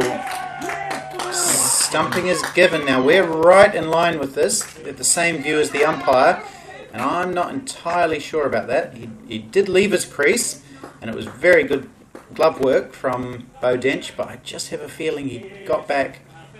It was one of those occasions where you almost feel that the umpire's given the wicket based on the quality of the wicket keeping. So I'm not saying he's wrong, the umpire, but I'm not sure I would have given it. What do you reckon, Anne? Say something controversial here. Not out. Well, I thought he got his finger up very quickly. I wasn't certain. Okay. But I didn't think it was out. Okay, well, I think you're doing the scoring, so I think you'll find it is out. Yeah, it is out. And Andrew Makar picks up a 4th wicket.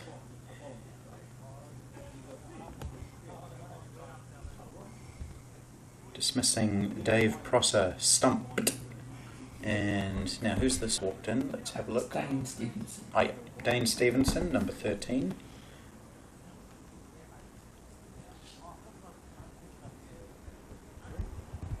It was a big swing from Dave Prosser, and in the process of playing the shot, he did leave his crease, that's for sure. And Bo Dench had the bails off pretty quickly, but in the process, I just think Prosser might have just got back. We're exactly in line with the umpire here, just a little bit. Anyway, here's Dane Stevenson, and he won't get off the mark with this ball. It's been a pretty impressive display by New Zealand A, I have to say, keeping the Australian national team to 218 for 9. They've all done their job in the field. And Stevenson will get off the mark here with 1. As I've said throughout the day, they've really looked like a team and they've played together. And no one's let the side down at all. Least of all Andrew Makar, who's been a real surprise package. 4 for 47 from 7.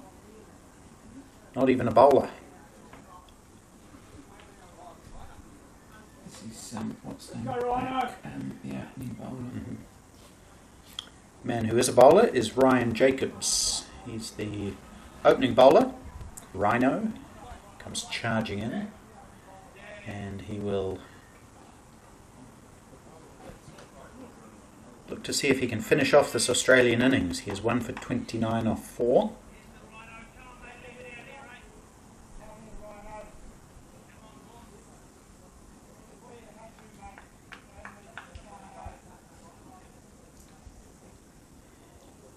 Just a reminder, the first international match, official over-40s international match anywhere in the world, takes place tomorrow, right here at Main Power Oval in Rangiora, starting at 11 o'clock New Zealand time, AM. And what a match that'll be. Both teams will have had their warm-ups out of the way and ready to get into the real stuff.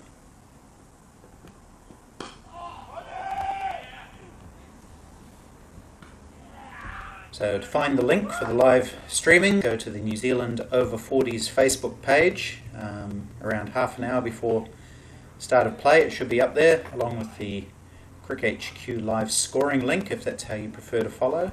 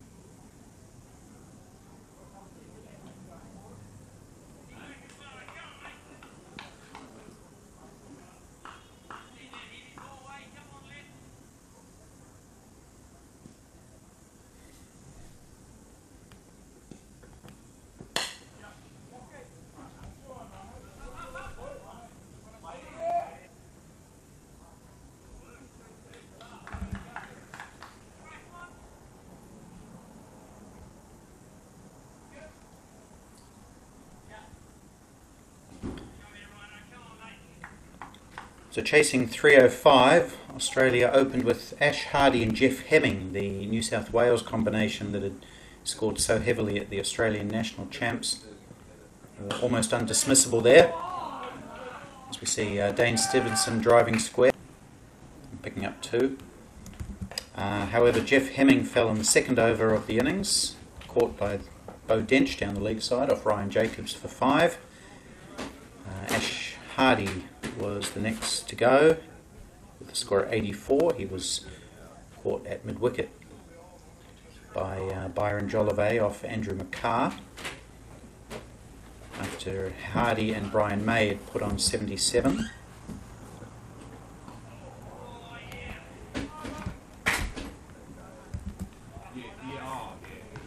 And then May himself, he was out for 41. He had batted pretty well, didn't look too troubled before he was bowled by a really good delivery from Nick Smith, sneaking through his defences, out for 41.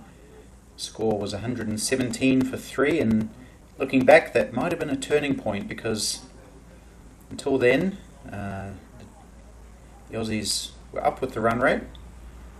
Trevor Vine, he started pretty aggressively, but things got a bit tight for him in the second part of his innings, and he was finally dismissed, caught and bowled by Nuwan Weerasurya for 29.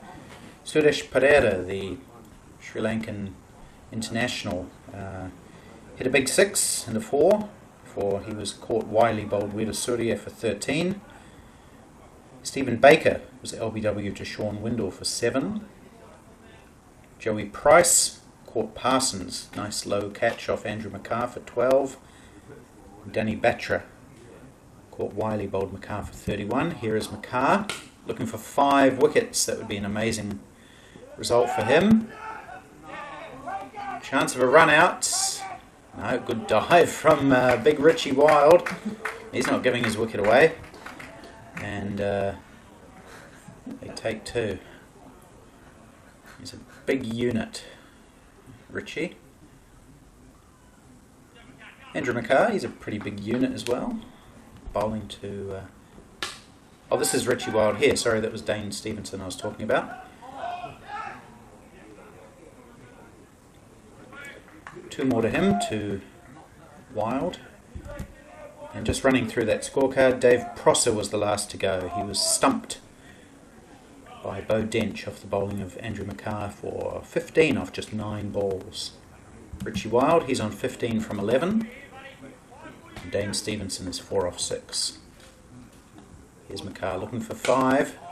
Won't get at this ball as Richie Wild strokes it down the ground for 1.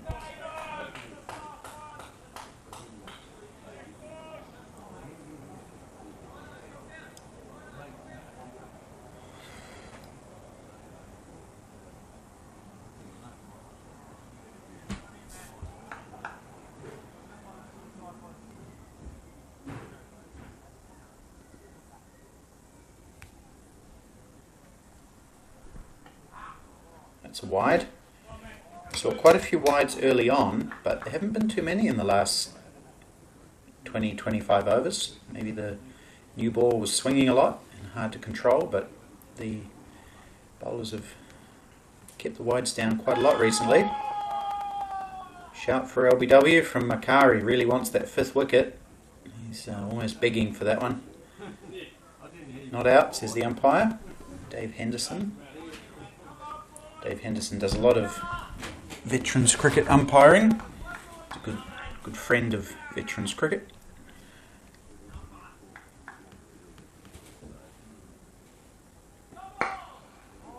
Signals a no ball, just to keep himself in the game.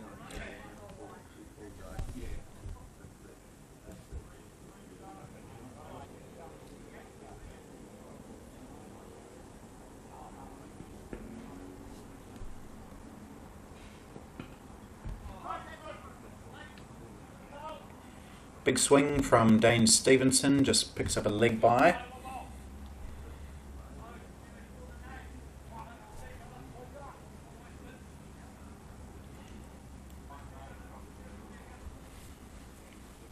So, cricket's a funny game and all that, but I'm probably going to say that New Zealand A is going to win this game. Australia needing 74 off 25 with just 1 wicket in hand. Richie Wild will do his best, but it's a big target, whoever you are. Was it just 1 leg by? Yes.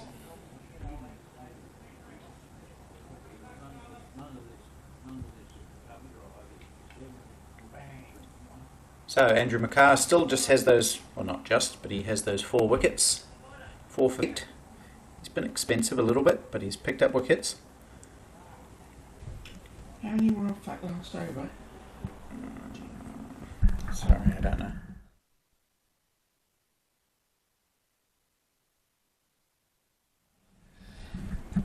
Okay, so just a little bit of a slow period in the game now. I think New Zealand A feel confident that they're going to win this, and the Aussies maybe just discussing tactics. Do we bat out the last 4 overs, try and get as many as we can? Do we somehow try and score 73 runs off 24 balls? It's going to be Ryan Jacobs to continue. The sun's getting quite low behind us here, so the umpire, Dave Henderson, is indicating he's going to move across to the what's the leg side for the left-hander, and he may stay there for the righty. A bit too hard to see for him, maybe. It's been a wonderful day here in Rangiora, weather-wise. Beautiful and warm, no real wind, no cloud. Great day for cricket. Here's Jacobs. Bowled him! Game over. New Zealand A win by 72 runs. Ryan Jacobs finishes the match full and straight, getting a well-deserved wicket. Richie Wild having a big swing, missing the ball, getting bowled. And that does finish the game. So the first match played by Australia, over 40s as a team, ends in a fairly comprehensive loss. 72 runs New Zealand A win by. The New Zealand A guys will be delighted. They were very fired up for this match. The Australians, well, they still have 3 more matches, all against New Zealand, so they got plenty of time to turn things around. And the two teams will shake hands in a moment. These matches are always played in great spirit. So please do join us tomorrow at 11 o'clock local time. I'm sure you can work out whatever time that is wherever you are. And we look forward to your company then. Bye for now.